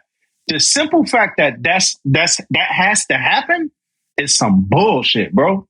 Like I should not have to call the individual MIT representative about a 5-year-old feedback report, man. You know what I'm saying? Like, and then we talking about all this stuff. We talking about all these issues, all this stuff. That's a waste of my time and working hours to be calling. That's the person's job. You know what I mean? And I probably know one of them if they was out in DC or whatever, but I think they might actually be in Norfolk and San Diego, depending on what coast you on. But like what the hell, bro? Yeah, that's crazy. That's crazy, man, for a feedback report. You trying to, like, we out there on the ships, man. We trying to do our job, man. You know what I mean? It's something that don't make sense or something that we can do easier or something or whatever the case may be. We put a feedback report. Shoot it down. If you don't like it out there in the fleet or whatever the case may be, shoot it down, but send that report back. You don't hold on to it, right? I never seen one like go that long, man. Like you said, I haven't seen one to go a couple weeks in my world anyway. You know what I mean? Like probably a week or two, probably been the longest one I done seen, right? And I always get something back and says, "Hey, put this in your freaking put this in your whatever somebody in your PLS." Somebody need to tell me what to do. But it's it's like 5 feedback reports in for the same check, and the oldest one is 5 years old, right? So somebody needs to. So if you listening and you know something, give me some information so that like I could get this check off. You know, like at this point it's weird. You know what I mean? So you can't even do the check, right? Because you got feedback. So the reason why you're not like I don't want to get into that part of it, but bro. That's the part of the conversation that's wow, because I thought you couldn't do a check if you had a feedback report in for it. Because there's a reason why you got it in. Yo, bro, we can't talk about it. We can't even talk about it. This is matter of fact. Let's talk a little bit. So it's a check that's a test check, right? So it's a test check. So the check either pass or fail, right? And you know the way these checks are, right? And I know this is a little technical for some of our civilian listeners, but we ain't gonna go too deep into this thing, man. I'm gonna get in it and get out, right? But the way these checks are, it's like this: you test, you do a visual inspection of something. And then if it fails, you do the next steps, right? But if it passes the visual inspection, you skip the next steps and you go to the wrap-up steps, right? The feedback report that's in is for one of the steps if it fails. So the feedback report is in for one of the steps that you might not ever do if the thing keep passing, right? So you might not ever have to do the step because it's only to be done if the thing fails. So now my question to you is, can you still do that maintenance? I don't know, bro. If you got a feedback, what if it do fail? What if it fails? You know what I mean? You taking a chance. If it fails, then what you gonna do? You know what I mean? So what if it fails? That's tough, bro. You couldn't do you. I would be doing that check until I got my shit To my back. knowledge, you can't do a check if it's a feedback report. No matter what. Because you don't know. Because it's the unknown, bro. It's the unknown. You can't say, it passed 8 times in a row. Guess what? That motherfucker might fail on 9. You know what I mean? So you can't take that chance, bro. Here's another question, right? Here's another question. Same thing, right? Same issue, right? Feedback report is in. So you got, let's say you had 2 different types of the same piece of equipment on the ship, right? One of the pieces of equipment on the ship, they on the same check. They just 2 different pieces of equipment. Like it's the A6 check or whatever. But one of them is the type that if you do the check, you could do it, right? It's like if you do the check, you could do everything. But the other one, you can't do the steps because it's like something different about the equipment. So that's why you got a feedback report in. Can you still do the check on the other equipment? Like that's not, can you still do the check on the other equipment that's 100% applicable to the MRC if the feedback report, let's say, man, I think I'm explaining it bad. All right. But I think you could, because you could specifically talk about that piece of equipment. You know what I mean? That you put the feedback report in on it. But I don't know. That's kind of tricky too. But it applies to the other one, but it don't apply to this one. But it's the same. Yeah, check. like they both cups. They both cups, but one of the cups got a lid, and one of the cups don't. And a part of the check is to check the lid on the cup. Oh, so can you still do the check on the cup with the lid while you got a feedback report in because of the cup without the lid? I'm gonna say if I was in, I'd say no, man, because you can't follow all the steps. Because this, all right, let's go. Let's go to another topic, man. Let's go to another topic, man. It's just these are conversations that I be having on the ship. Yeah. Now, to me now, logically to me, it makes sense though, logically. If I could take this car and do the check on the cup with the lid, because it's all in accordance with, that's logic to me. It makes sense. I could do it. But if I can't do it on a one without the lid, I thought that the feedback report mean I can't do the check period until it get fixed. And it says like, it's applicable to the one with the lid or whatever. But that's you know, but I get, what's up? I got you down. I got it down. I got what you're saying, right? Now, if it didn't have a lid and you could do everything on there, right? And it had to, say you didn't have the other cup. So you had one cup, right? And it has the lid on there, but the cup don't have a lid. You can one line some shit because you don't have the one with the lid. But when you have both, you're right, man. You can't do that shit. You gotta be fixed. It gotta be fixed. That's what I thought. I'm tracking. What I thought. But I what's next, man? The chief quotas out, man. This shit heavy. Yeah, quotas. Yeah, man, them quotas. But hey, look.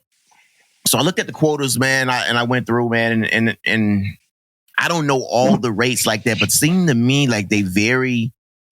It's a lot. Yeah. Like in my rate, man, we like for DC, man, it was 93, bro. I ain't never seen like 93. That's a lot. Yeah. That's a lot for DC, man. And a lot of the engineering rates we was talking about, we was like, yeah, man, they it's a lot. They making this year, man, which is big, which is huge, man. I'm most definitely not hating on that shit because we need chiefs out there. Yeah, man. We made 107 electricians. 107 electricians. Yeah. Is that a lot for you guys? That's a lot compared. I think we made like 66 last year, something like that from what I heard. Yeah, exactly. Yeah. So, yeah, man, that's big, man. So, big shots out, man. It's coming soon. I think August 21st. I think the date is out. I think August 21st is the date that it get announced. So, don't quote me on that, but I think it's August 21st. So, good luck. To everybody that's up, man. Yeah, good luck. It's a big deal. It's a life-changing freaking event, man. So good luck to everybody, man. Good luck, man. Can't wait to celebrate some of y'all. You know what I'm saying? I really can't wait. Remember what my question of the day was? My question of the day is about technical expertise and like what's the motivation for it? Why do we, when do we get it? And all of that stuff, right? That was my question of the day. We got any more like low-hanging fruit type topics? It's time to get into this damn. We ain't got no more low-hanging fruit type topics. So let's go, man. It's NAVADMIN, right? Yeah. And so I'm reading this, right? So I was on duty. I wake up and my officers in the division, they like, hey, it's a new NAVADMIN that came out, about advancement, and I heard them talk about it at breakfast too. I'm like, damn, man, these NAVADMINs come out and they hit quick, So at some point I go to, so my EM1 at quarters, he like, hey, it's a new NAVADMIN. We're gonna talk about it at training next week. So I go to one of my shops and I'm talking to the sellers and I'm reading this NAVADMIN, bro. And and we're going to skip a little bit. So I'm reading this NAVADMIN and I'm like, hey, it's TIS requirements now to advance from E1 to E4. So I'm like, hey, so from E1 to E2, you got to do that for 9 months. Right. Then I'm like, and I'm reading it. I'm like, so from E2 to E3, you got to do that for 18 months. And then E3 to E4, you got to do that for 30 months. And we doing the math. We like 30 plus 18 plus 9. And I'm with my sellers looking stupid as hell. Like, you know what I'm saying? Like, but I'm reading this and I'm with my sellers. And now I got to go back on Monday and be like, hey, that was wrong. I was wrong in how I read that because I'm stupid as hell. And they put out some corrections on like mynavyhr.com or the Facebook page or whatever like that. But I was wrong as hell. I really thought like 9 months E1, E2, 18 months E2, E3, and then E3, E4, 30. And then my sellers was pissed. They like, oh, we really it's a bad day. They like, yo, we really getting out now. We getting out. Like, yo, they was like, first GMAT, now this. They like, this some bullshit. Like, we getting out. I'm like, dad, yo, I done lit the whole room up. And it was bullshit. It was wrong information. And I blame myself, but now I understand because they brought up that a lot of people must have got this thing confused, man. So that's my intro to the topic. I got nothing else Damon. I'm kind of rolling with whatever you got. I got the same intro too, man. I mean, not the intro. I got the same thing when it comes to. That's what I thought in the beginning too. Yeah, bro. Until I actually read the little message, especially with the 30-month thing. I thought the same thing. I said, 30 months?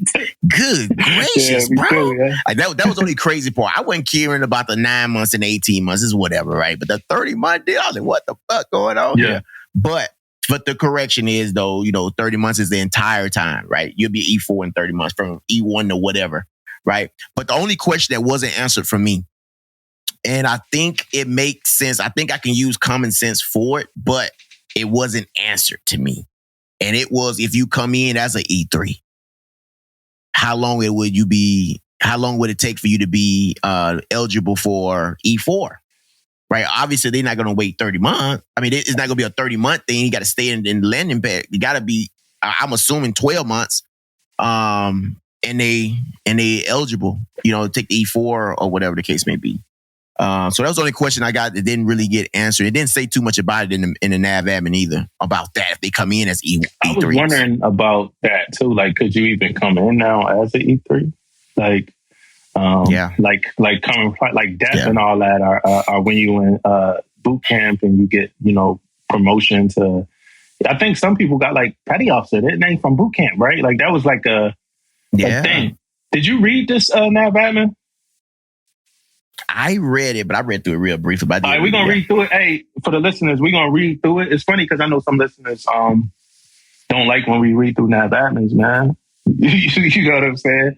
And it ain't for nothing wrong, but one of my friends, he's like, man, I love y'all episodes when y'all do the C, like, he was like, when y'all go like see stories and and stuff like that. He was like, I don't care about the NAVADMINs because I'm retired. He's like, but I do understand that. It's people that, do, because we serving, like we got civilians, we got retired people, we got active duty. So, but we're going to read through this one real quick. I'm going to read through some of the stuff. I don't know what the big hits are, so y'all just bear with me for a little bit. So it says, this NAVADMIN changes apprentice advancements and the time and service-based construct effective 1 July 2024. This change will better regulate advancement through E4 in order to provide a solid foundation for billet-based advancements into journeyman ranks E5, E6. We got to talk more about billet-based advancements. It also provides a more predictable and transparent advancement path to E4 for all sellers and ensures that every seller can be in a position to make re-enlistment decision as an E4 prior to the end of their initial obligated service. What? I'm gonna pause right there because while I was reading this, I was talking to the sellers and I was talking about how like people, like I got friends who retirement has been denied or whatever. And they was like, for real, your retirement could be denied? For the listeners, for the junior seller listeners, I don't know how many junior sellers we got that's listening. Your retirement could be denied. Like you could be like, yo, I'm only doing 20 years. And then when you get around to the time that you're ready to be like, I'm done, I'm gonna hang my jersey up, they can be like, nah, you gotta give us like 3 more years and 2 more years. However long, your retirement can be denied. You know what I'm saying? Yeah. Facts. So it says, we talked about the whole 9, 18, and 30. It says eligibility. The only 2 requirements to be eligible to advance E1 through E4 are to maintain CO retention and promotion recommendations, right? And then meet the required TIS. E2 through E4 advancements will be automatically affected by NSIPs. The NAVADMIN removes all associated E4 advancement eligibility criteria listed in references A through D to include requirement of PMKEE, so they won't have to do that. E4 time and rate dates for advancement eligibility to be E5 will be established based on advancement month to E4. I'm reading this, right, and I'm thinking about the MCPON's charge to the Chiefs about technical competency, right? But we're going to talk about that in a second. Exclusions. This new policy does not include nuclear, advanced technical, electronic field sellers who already obligate for additional service in order to advance to E4. So they're the ones who automatically get the E4. Those sellers will continue to receive an accelerated advancement for service in those needed set skills. It's funny, as I'm reading this, y'all, like when I was messing with the tree in front of my house, and I'm sorry I keep cutting this off to talk about random stuff, but when I was messing with the tree in front of my house, something bit the hell out of me, man. It's killing me. It says those sellers will continue to receive, so the accelerated advancement, they continue to receive it PAC sellers continue to earn rating designations and advance to E4 in line with PAC. MAP to E4 will remain for top performing sellers that have necessary experience as E3. But I mean, it's 30 months. It's like 2.5 years, right? But 2.5 years, you're E4, right? Yeah. Like the MAP. All right. So the MAP program. So it's like, okay, a specified number of quotas will be made available for CEOs to request to advance sellers utilizing MAP. Like 30 months is faster than like some of the normal, like I think it took me longer to make it or whatever off the normal joint. Yeah. Sellers reduced in rate below E4. In order to advance, sellers must receive their CEO's advancement recommendation, and the member will be required to serve 6 months at the reduced pay grade, and any subsequent pay grades or meet TIS gates, whichever is faster. Transition, while the new TIS-based construct does not go into effect until July 1st, 2024, the fall 2023 advancement cycles, 260 and 113 for E4 advances will be adjusted to help transition the force into a fully TIS-based system over the next year. Specifically, calculations via alternative final multiple score are now heavily weighed toward longer TIS. I ain't about to read all that. It won't be a spring 2024 advancement cycle for E4 due to implementation of TIS. In order to facilitate the transition, commands are directed to finalize or certify all E4 enlisted advancement worksheets and NSIPs. I'm not going to read all that. Commands should refrain from completing manual EAWs and instead rely on NSIPs to validate cycle eligibility prior to closeout dates.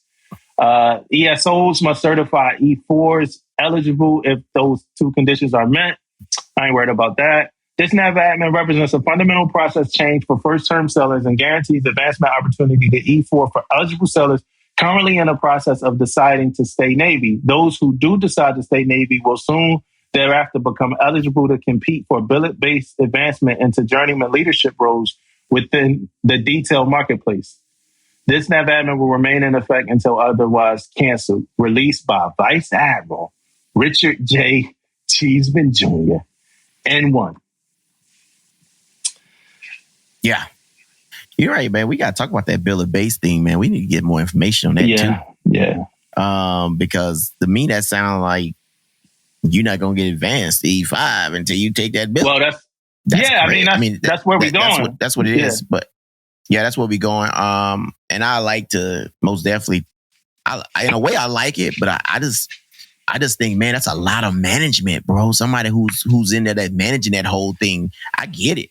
I understand it. I love it because you're going to get sailors put in places that they need to be. I got it. But at the same time, that's a lot of management, man. Like, what if you don't need these E5s in these certain places? What if you don't need these first class? They don't rank up. They don't make rank. I mean, I don't. That's the only part that I get. Like, for example, for me, it's where we going to is for the Master Chief thing, right? It's 7 DC been made it, right? So what if they don't have 2 billets? Mm-hmm. You know what I mean? You're just holding out. I mean, see, I don't know that yet, though. They may have 7, right? But I'm saying right now, what if they don't have 7? What if they got 3? You know, I don't know. So one of my sellers asked me, and I want to get into the whole Facebook stuff. I think you know more about that than me. You had to explain it. But one of my sellers asked me after his eval debrief, me and him was talking, and I was, I'm like, hey, so what's one of the things about the Navy that you would like change? And he was like, we wouldn't take advancement exams. And I'm like, well, y'all damn near not taking advancement exams already. You know what I'm saying? But then I was like, then I asked him though, I'm like, have you ever like studied the rating manual? And he was like, yeah, I did, and I was like, why'd you study it? He was like, I had to study it for the advancement exam, right? So then I was like, all right, so if we took the advancement exam away, would you have studied the rating manual? And then he was like, I see where you getting that. I see it. You got him, coach. But that was a junior sailor. That wasn't the Navy as a whole, that it didn't take that much explaining to understand that if I took away the advancement exam, he would not be studying, and therefore he would not be building up his technical competency and technical expertise. So now if we take away advancement exams, are the chiefs charged with having their sailors open up tech manuals and study? I got a two-part answer for that. I mean, I think we should be an influence, and I think we should be convincing, and we should be inspiring our sailors to study. But our sailors go home. A lot of times that I studied was outside of the times that I was at work. It was on my own. It was a personal journey. There was things I had to do, or it was to advance. What the fuck is good? And it's funny because I only really say the F word when I'm drunk, but I don't know why I'm saying it in this episode so much. But what the hell is going to make our sailors study, bro? That's my question. Yeah. Good question. Good question, man. Like anything we do in life has got to be a reason, right? It's a reason why we're doing it, right? So with that being said, man, you have to have something to motivate you to do something, right? And if you taking that away, and I already just want to get off every day and go play video games or something as a young sailor, right? What is going to make me pick these books up? The only thing that's going to make me do it, man, and even as a chief, man, you can put things in place, but it has to be it's got to be a little bit more personal too to the sailor. But as a chief being charged with it, I think you put things in place, right, to help the sailor, to help them, up their game and their rating, so they can, be better used and can perform, because you need those sailors to be able to perform. If they don't perform, you're going to be performing, right? And you can't do it all. So you need to make sure they up to speed. What would you put in place? So that's something you have to... So what would you put now? Like, here's the debate. Here's the debate, right? Here's our debate. Well, first off, let me ask you the question. What would you put in place? I have to put some type of training in place. When I say training, not just like me throwing it in the air. I'm talking about like dates, times. We'll have to do it. And not necessarily for the reason as into like, okay, I'm trying to make these sailors better. I'm putting this in place because we have to have these sailors do their job at a high level. So I'm training these sailors. Like normally I say this and I say, okay, I'm training them so they can do better on their advancement tests. They can do better on this and better on that. But now I'm training to make sure they don't hurt themselves too. Right? Out there doing this, and your field is worse than mine when it comes to like electrical shit. You got most definitely got to know what the hell you're doing, right? To be out there. So you have to be able to train. I have to put that in place, and it has to come up my list a little bit higher because of the fact of they're not going out there and study on their own. So I have to put this training in place, and not only put it in place, I got to have somebody that's doing the training know what the hell they doing too. All right, so right. So do you agree that do you agree that have you seen a lot of sailors go out and study? Do you know of a lot of sailors studying on their own? No? Only time sailors are studying on their own when probably a couple weeks before. Okay, so based off, because I'm trying to qualify this conversation because I do want to get into something. So based off of both of our experiences, we know that based off of our experience, it's hard for sailors to be studying on. We haven't really seen much of sailors studying on their own, based off our experience, right? It's OJT. It's some shit somebody told you. Are you studying for the advancement exam, right? All right. So this conversation now for everybody that's listening, it's us having a conversation based off of both of our experiences, right? All right. Yeah. So my question is this. So now what are we asking chiefs to do? Now, are we asking chiefs to teach sailors? Are we asking chiefs to teach sailors the technical material? Are we asking chiefs to teach sailors that they should be training and studying on the technical material, and at some point inspire that responsibility to go gain the technical knowledge on their own? Is that what we asking chiefs to do? Yeah, bro. I think so. I think that's what we're asking them to do. And I think that started a long time ago when they want us on the deck plates more, right? They want us in the weeds more, teaching more. So I'm going to say yes for that question, man, because if we don't do all those things, the future of the Navy is in trouble. All right, so I'm gonna pause. Right. Can I pause this real quick? Intermission. Yeah. I had a conversation about PMKE, right, with somebody that works I would say with a senior and a subordinate, right? For the correct terminology. I personally think, right? Well, I think I'm charged with making sure my sellers do PMKE, right? I honestly think that I believe that, and I kind of know that it's kind of just me being who I am as who I am as a person, right? But the two people I was talking to, they didn't think that it's our responsibility as their leaders to make sure that they do PMKE. They felt like it's their responsibility if they want to advance, right? And that's their opinion. That's their opinion, and I can't if I was an E4 and I wanted to advance, I look at it like it's my responsibility, Damon. And I know you would too. If you're an E4 and you wanted to advance, like if I'm an E4 and I didn't do my PMKE, I'm not about to blame my senior chief that he never said nothing or whatever. And I knew it's supposed to be done. And we get into the last week and I'm talking to them and they like, hey man, like at some point, people got to be responsible for themselves. So I understood what they said and I actually agree what they said, but that's just not how I operate, right? I am going to be asking my sellers why they ain't do their PMKE. I'm trying to force them to do their PMKE, right?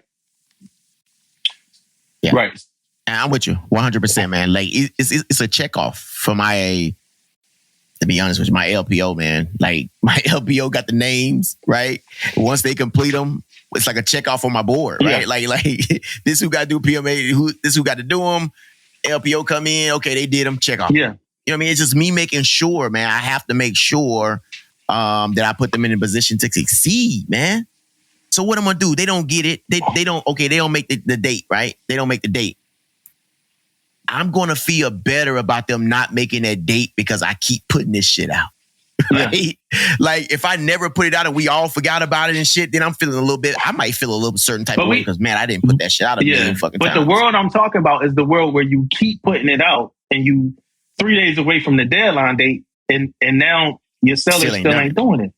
In that world, I still look at like, hey, let me go talk to the seller. Let me go make them do it. Let me go ask them if there's anything stopping them from doing it. And my logic mind, just as who I am as a person, I'm overdoing it in my logic mind. Like, yo, at some point they should go out. We talk about this every day. It's 3 days before the damn deadline date. I should not be asking you, do you need time to go do it? Do you need like what's at some point you need to fucking do it, right? And I think I'm used to that because when like anything that used to happen on our last ship or whatever, you know, it comes to the Chiefs or whatever. And I believe like Chiefs hold a certain responsibility, right? But that's still a part of this same conversation that I'm having with you when it comes to studying, right?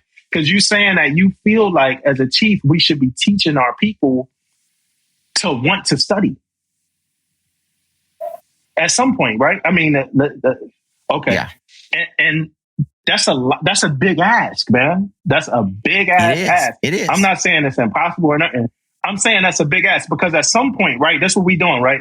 We saying that we got to teach people how to open up books and study on their own and how to want to study on their own so they can have knowledge. People that might not be their automatic go-to, right? So we have to inspire them to do that because someday we want them to be chiefs and have this technical fucking competency, you know, that we talking about. So we got to expect that people not going to open up books out of their own motivation and somehow make them motivated to open up books so they could become the people in the future that does the same thing for the people in the future coming up after them. You understand what I'm getting at? Yeah. That's a big ass, bro. It is. It is a big ass, man. There's no doubt, man.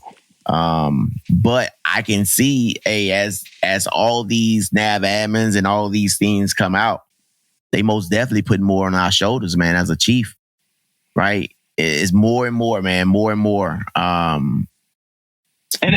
at the same time, I guess man, I guess I'm just pulling that out to kind of highlight the magnitude of the ask. You know, I'm signed up for it. Yeah. You know, I'm signed up for it. I'm charged up for it. We got to kind of talk about it to really understand it. Cause that's like, I don't think nobody, honestly, like, I don't think nobody having this conversation, bro. Like, I don't think there's nobody, like this conversation me and you having right now, I don't think nobody having it, bro. Yeah. You know? And I'm going to tell you, man, like how big it is, man. Cause it takes two buy-ins, bro. You can be the best chief, and you could be kicking some ass out there and putting things in place and doing all this. But also, it's gonna have to be a personal thing too for some people to want to do it, right? To want to, right? A lot of times, like I said, people motivated for something. You motivated for something. So, okay, I'm gonna study because I want to make more money. I want to advance. I want to make more money. That motivates them. But if you have nothing there to motivate them to study or to do anything, are they gonna do it? Right? Some people get motivated because they got more responsibilities, right? They become an E5 and now they works in a soup. So shit, I'm gonna work in a soup. Now I need to know what the hell I'm doing. That's motivation, right? I'm gonna study now because I want to know more stuff and blah, blah. But our job as a chief, man, like we have to go now. We got to start thinking outside the box, right? We got to start thinking outside the box to train sailors how they learning and all this stuff because of the fact of, I don't know if it's a whole lot of self-motivation in there. Bro, I'm going to say something.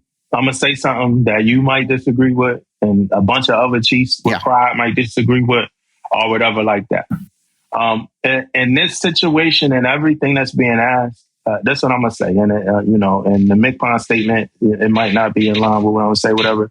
But assistance is needed as well.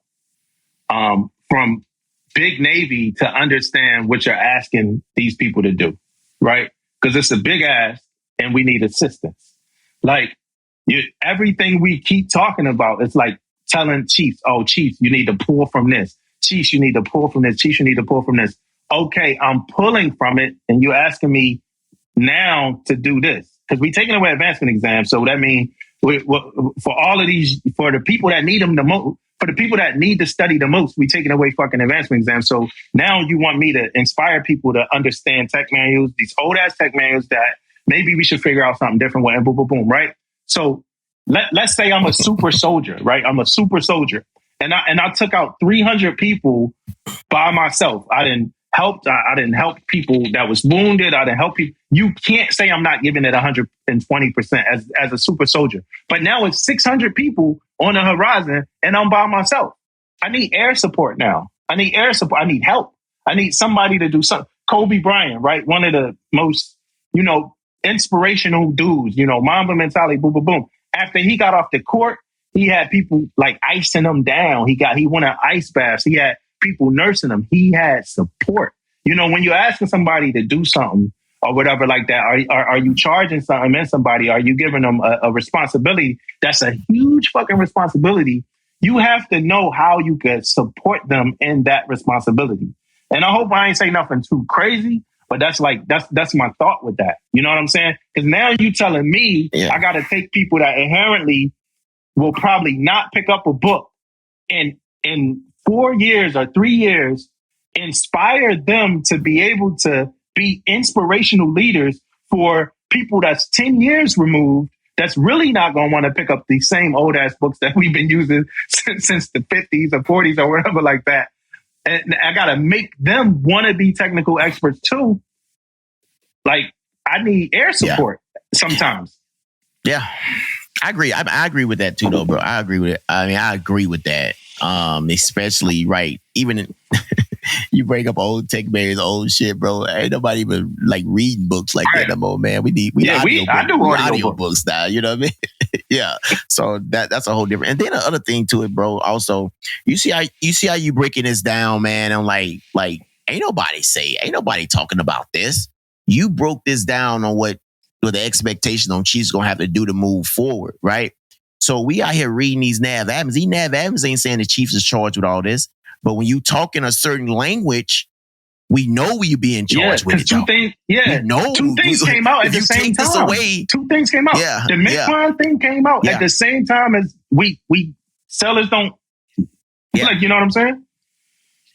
Yeah. So I got what you're saying. We a little bit of it to me. I ain't gonna say talking in code, but we are being charged with it. It's not said directly. Now, what the McPon said is kind of direct. You know what I mean? We need to get up. We need to do what we got to do to make sure shit happen. But also actions in there. Actions in taking the test away. That's an action. Yeah. Right. That means now somebody has to fucking step up and make sure these young sailors are trained. Right? And who that's gonna be? It's gonna be us. It's like you can't tell me to go all in. like if you're not ready for me to be all in, you can't. Like I remember, like I had a conversation with the captain, and it was a thing, and he was like, "Hey, I need you to tell me about it." So I had everything from the instruction highlighted. I went up to a stateroom, everything from the instruction, and in the instruction it had things that they needed him to do. You know, and he ain't really want to do that shit. I'm like, well, when you emailed me, you told me you needed something from me. You wanted me to be all in. You know what I'm saying? You can't tell me that. And that's what I'm saying, like this MCPON thing. You telling me to be all in, bro. And I'm with it. I'm with being all in. I'm 100% with being all in. But being all in means, and this is separate from the but is separate from the MCPON thing now. Being all in means all of this. And if we're not looking at it like this and we're not talking about it like this, then we're not really going to be all in. All in. Yep. I agree, man. I agree. But I'm going to give you, before we like move a little bit around, I want to say with this, one of our leaders that was our, you know, CO, and I think he listened every now and then to the pod. He said, you know, if we can put a man on the moon, you know what I'm saying, we can get this done. Yeah, but it's rumors. It's rumors that the man never was on the moon. Like it's rumors. It's some conspiracy things that the motherfucker never hit the moon. You know, but oh my goodness. And now and what happened on Facebook? So all right, so here we go. We got questions, y'all. And I'm looking for people. I know we got Master Chiefs that listen, we got CMCs that listen, we got Chiefs that listen. I'm leaving this whole conversation, everything we talked about, I'm leaving it like I'm ready to do whatever it is I'm being asked to do, right? I'm ready to do all that, knowing that every now and then I'm going to need to get my knees iced. I'm going to need to get, you know, my feet rubbed. You know what I mean? Like, I know and understand that. You know what I mean? I'm not saying I can't handle it. I'm not saying I can't take it. But I'm saying that every now and then you need some relaxation or whatever like that. I think in that new quarterback show, one of the quarterbacks in the quarterback show, like every Tuesday, it's a no football day. Like we don't talk about, we don't do nothing. We got nothing to do with football on Tuesdays or whatever. So I'm leaving this conversation with that. Please hit us up, talk to us, give us some thoughts, some inspiration, some input. What do you think? What are we talking about? I feel like we had a clear conversation, and I feel like people would understand what we're talking about from this conversation. Yeah. Most definitely, man. What happened on Facebook? So on Facebook, man, like I ain't gonna get into the names, but I'm gonna read one of these statements, bro. I'm gonna read one of them, man. And it started off, and look, the person who said this, bro, check this out. And I know some of you guys are gonna know him or whatever the case may be, bro. I see it, right? The next day, people want me and you to talk about this stuff, man. I got this dude look, it got sent to me, bro. His people, I don't know if they put it directly on Facebook or whatever, but his entire fleet temp nav admin got sent to me, bro. Okay. His admin page. Somebody sent me his admin page, bro. Who they think you are, man? Like what they think you gonna do, man? But okay. Like what the hell?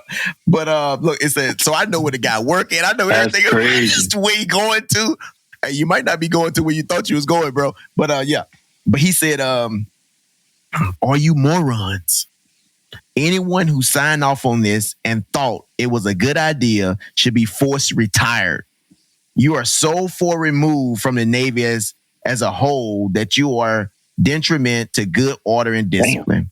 Just based off DDG ship life cycle, you will see further separations due to mental health issues.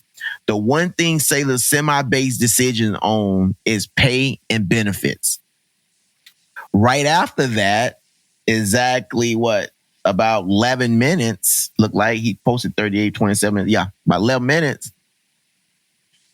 Admiral Rick Cheeseman. Yeah, Cheeseman. He said, I am not a moron. Talk to him, Admiral. and my name is at the bottom of the NAVADMIN. I recommend all sailors read the message and associate fact sheet as they address many questions I see here. Yeah. The admiral wanted that smoke. I don't know if y'all noticed that. Don't speak on my name. Put some respect on my name. That's what he was saying, man. Right? But another thing is also, man, as leaders and stuff, man, like it's certain things you can say, man. You need to talk about that in your little group, man, amongst each other. You can't put that on there for the world to see no more. It's some more comments that's in there too, but that was one of the big ones because he responded to it, right? Which I love. Don't get it twisted. I love people hating on it. I don't give a fuck. I like it. Get in there. He's a human. He can see this shit. I'm a human. I can see this. Yeah. But this is my question for the guy who wrote this, right? My question is this. Did you read that like I read it the first time? That's why. That's why. That's my question. That's why. Did you pop off thinking it was 30 months like from that time frame? Or do you want to renege now because you kind of understand it now? Why. Because it's not as bad. It's actually nice. Now as it was when I first read it. Yeah. So that's my question. Like, do you want to take that back and apologize because it's not as bad as you thought it was? I'm not sure. But I know when I first read it, I was like, what the fuck? And now I'm like, oh shit. Yeah. This almost in line with the pack sailor. You know what I mean? Yeah. What they doing with the pack 30 sailor. Months is a sweet deal, man, bro. Like 30 months. Like I can't wait to put on Petty Officer. And I did it especially if you coming in as an E1. If you come in as an E1, 30 months is a pretty good deal for you, man. And then you come right after that, you up for E5. So it's not like a big deal, right? But that's my question. But I really do want to know that. And maybe he answered. If he answered that already, somebody hit us up and let us know, man. Let us know your guys' thoughts too, man, on this NAVADMIN. Because I'm here to tell you, man, shit is funny as hell.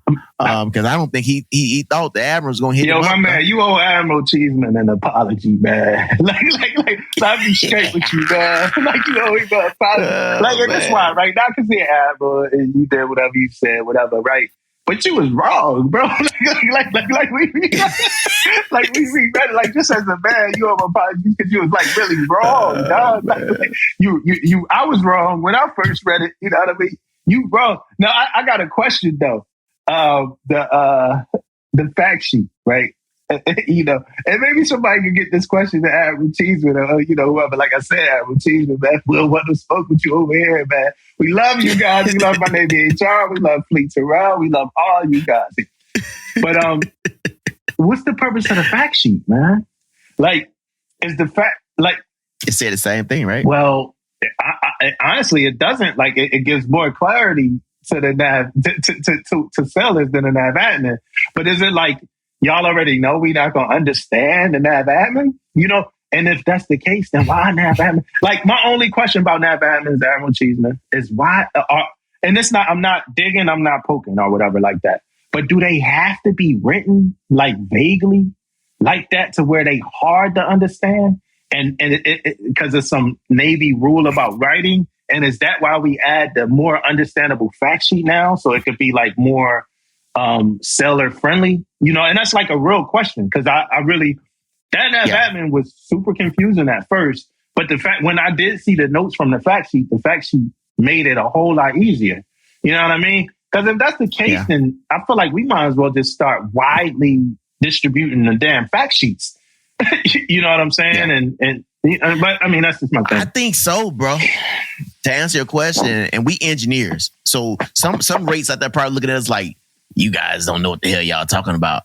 But that could be the case because I think you got the ITs and the OSs, the people who deal with these NAVADMINs and these messages and things like that. Maybe they are written in a certain way that make it confusing or whatever the case may be. And I don't deal with messages and I don't deal with all that stuff. And maybe that's why we asking these questions, and maybe a good thing doing fact sheets. But the biggest thing that I feel that Damo is saying right now is every fucking message should have a fact sheet there.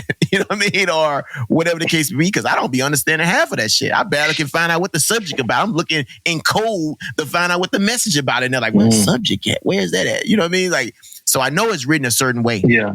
But is that the case though? Is that why we doing fact sheets? Why we do fact sheets? Why? What was the reason behind fact sheets? I'd like to know that too, Damo. Yeah. Like, why we do fact sheets? Because you already fucking know. You know that shit fucked up. You know it's crazy. Our hero of the week is Admiral Richard J. Cheeseman. That's our hero of the week, man. Hey, Admiral Cheeseman, man, we appreciate you, man. We love you, man. We honor you. We appreciate you. All your sacrifices you made for the country, man. Everything you done for the flag, man. We appreciate you, man. You know what I'm saying? We don't want no smoke with you, man. He jumped in on a joint, like. I like it. Yeah, I like, man. You know, we had a whole episode about that anyway. I like that the leaders are like going on, because it's like, if you free enough to say some shit on Facebook, I'm free enough to respond.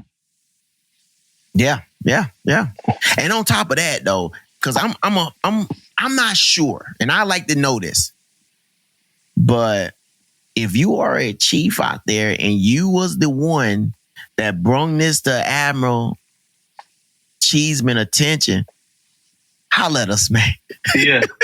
I want to know, because I don't know if the Admiral actually reading this shit or not. I think it had to be brung to his attention. Somebody, yeah, that's what I'm saying. Somebody showed him. Like, yeah, whoever brung it to his attention, I want to talk to you. I want to know how that went. Now, let's just hope, because remember they said, like, Joanne Bass had called the person command or something? Threatened to call the person command. Let's just hope that Admiral Cheeseman just kept it online. You know what I mean? Like, that's what you gotta hope. Like, you call your CFC, like, hey, the Admiral Cheeseman called the command yet? You don't want no smoke with nobody like that, man. You know what I mean? It was something else about that and it's funny because we just talked about this last week and we said Facebook groups. I said I thought they was kind of corny. T said she thought they was kind of corny. Oh, so this is what I was thinking. The mess rules kind of still apply there, right? Like where it's like Big Navy put out something, and you like, you know, like when we read that, man, we question them, we ask questions, we make jokes, we say things, boom. But like we supposed to still be like that united front and pushing. Like you can't be calling people morons, man. But and then another thing too, man, as the mess though, at the mess, like that's funny as fuck, right? First off, that's funny by itself. The second off, no one knew he was a chief. Yeah. You know what I mean? These motherfuckers found your ass, motherfucker. You got found. You know what I mean? And y'all need to stop moving like that because y'all gonna mess it up for people like us. You know what I mean? And every now and then we want to have a good conversation with, hopefully we can talk to Admiral Cheeseman at some point, our hero of the week. You know what I'm saying? To have a good conversation. But y'all, they're going to make these rules real strict soon. They're going to be like, no podcast, no YouTube pages, no TikTok pages. Then it's going to be a problem. You know what I'm saying? And I do not want that to happen. Hey, so before we leave and finish, I did... one of the reasons why we ain't do no video, one of the reasons why the video didn't happen last week is because I thought I was tipsy. I probably was more drunk than tipsy last week. And when I looked at, the last episode, and when I look back at the episode, I was glossing over. Like, I just see, I was a little bit more tipsy than I thought I was on the last episode. People love the episode, yo. People like, and I love y'all. Yeah. For the listeners, man, for y'all to accept us at that level of reality and realness, I love y'all for that, man. They like, yo, that last episode was fire. Y'all came with it or whatever like that. I was like that. But hey, Damo, you put it out there in the front though. You didn't hide it. You told them. You know what I'm saying? Real, man. You know what I mean? And then the video. I'm going in. I'm telling you, I'm going in. That was you told man. Them, and then the video it was some other issues with the video too. So that's why that one wasn't on video. Yeah. I'm not sure about this one being on video either. But it is what it is. My last quick thing is, man, I jumped on a ship and I went straight to neglecting myself, man. I jumped on a ship and I went straight to being an electrician. I went straight to being an LCBO, like day one.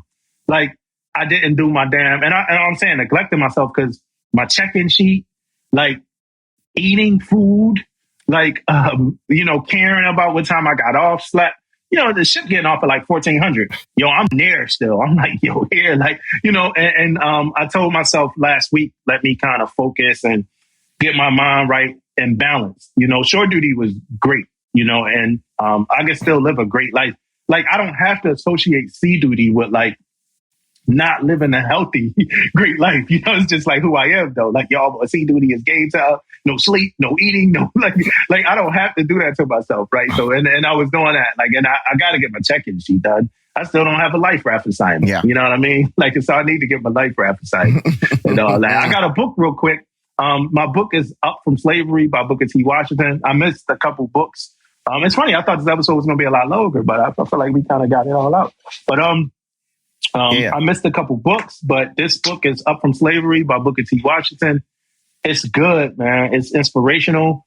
I learned a whole lot more about, I got this kind of thing with like the African-American heroes and African-American history, where it's like, we know the hits, like we know the greatest hits from the bigger people so I know the Malcolm X stuff because it was movies. I know some Martin Luther King stuff. I know some Rosa Parks stuff.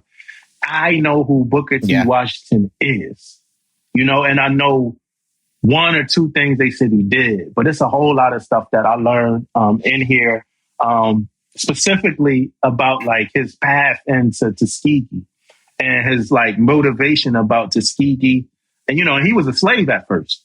So just coming from being a slave and then like starting this college and having the first group of students build this college with their hands, that's just right there. That's just inspirational, right? He had money, he had partners, he had people he hooked up with, but at some point it's like, we're going to build this school from our hands and have some ownership in it. And then whoever comes, you got alumni that's coming back to the school 6-7 years later, like, hey, I made this, I built this wing, I made this room, I did this, or whatever like that. And that's just the kind of stuff that we had to do in those years. If you didn't want your stuff second rate, it might have been like ninth rate compared to the field, but it's first rate, in your heart and what you had to put toward it. So I was super inspired by it. I read a whole lot of books. So at some point we'll kind of get into some of these other books, but that Booker T. Washington Up From Slavery, it's crazy. I'm reading Flyboys right now, which is supposed to be another really good book. My new CO kind of inspired me to read the book. He was so excited about it when we did our CO check-in at Khaki NDOT at my command. But so Damon, I want to say this, and I want to say this to you, and I want to say this to the listeners. I haven't been as excited about going to work since I left the ship. I love my last command. I love it. I love my last command. It was great. I loved being at work. I loved work. It was easy. It was everything. But going to work now, it's like I'm putting on my favorite movie or watching my favorite show, man. It's so much drama. It's so much shit that happens, man. It's so fun. There's so many sailors. I love this type of shit, man. I have internal returns from going to work every single day. I can honestly say at this point in my life, at this stage of my career, when this is over, I'm going to miss these days. I am going to miss these days. Yeah. I will. It's things I love about being in. It's things that I don't love so much about being in. But I love going to work. And I love what the Navy has done for me, my life, my family. And I love the contributions that I made toward the Navy and every command that I went to. And I'm already getting returns.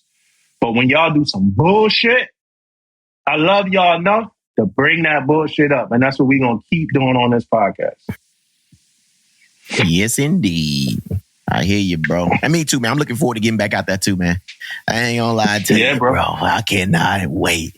I cannot wait to get back out there, man. Stories, sailors talking to you, man. You be surprised on the shit you may hear. And like I said, man, you surprised on what sailors will tell you right now, man. I love that shit too, man. Like, I remember days like sailors don't want to like say certain things because they're around you and blah, blah. Man, now, shit, sailors will say whatever the fuck they want to say. And I like that, though. I mean, like, they have me giggling and laughing and shit. Like, what the fuck? I go on these ships. I'm like, what you just say? I said, okay, I'm out, man. I'm gone. You know what I mean? They'll say some crazy wild shit. So, yeah, man, I'm looking forward to getting back out there too, man. Yeah, I know you having some fun. I am, man. Don't let me forget to talk about the ladder wells on the carrier and how much I hate the fucking ladder wells. Bro, I got a story about the ladder wells too. When I first got to the carrier I was on before, bro, I almost failed, bro. Like, let me real quick, man, I got to tell this story. I know you got a ladder well story, but look, I got my sea bag. I'm on board the ship first time. Oh, I got my sea bag on my back, right? I'm in my whites.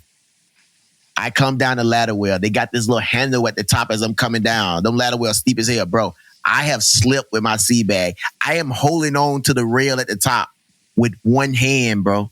Mm-hmm. With one hand. Sea bag on my back. I was about to fall and probably break everything in my back, bro. What saved me? The DC one that came got me. He was in front of me. He was in front of me. And I was like, bro. And he turned around real quick, bro, and grabbed my legs, bro. I was going down, bro.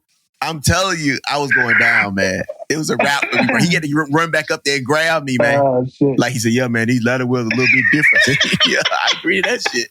Motherfuckers go straight fucking down. They are a little different. They go straight down. But yeah, bro. Yeah, that's my story, man. Ladder well story. All right, bro. y'all. Peace and love, man. Peace and love. Rashad, peace. Mississippi, stand up. What's good?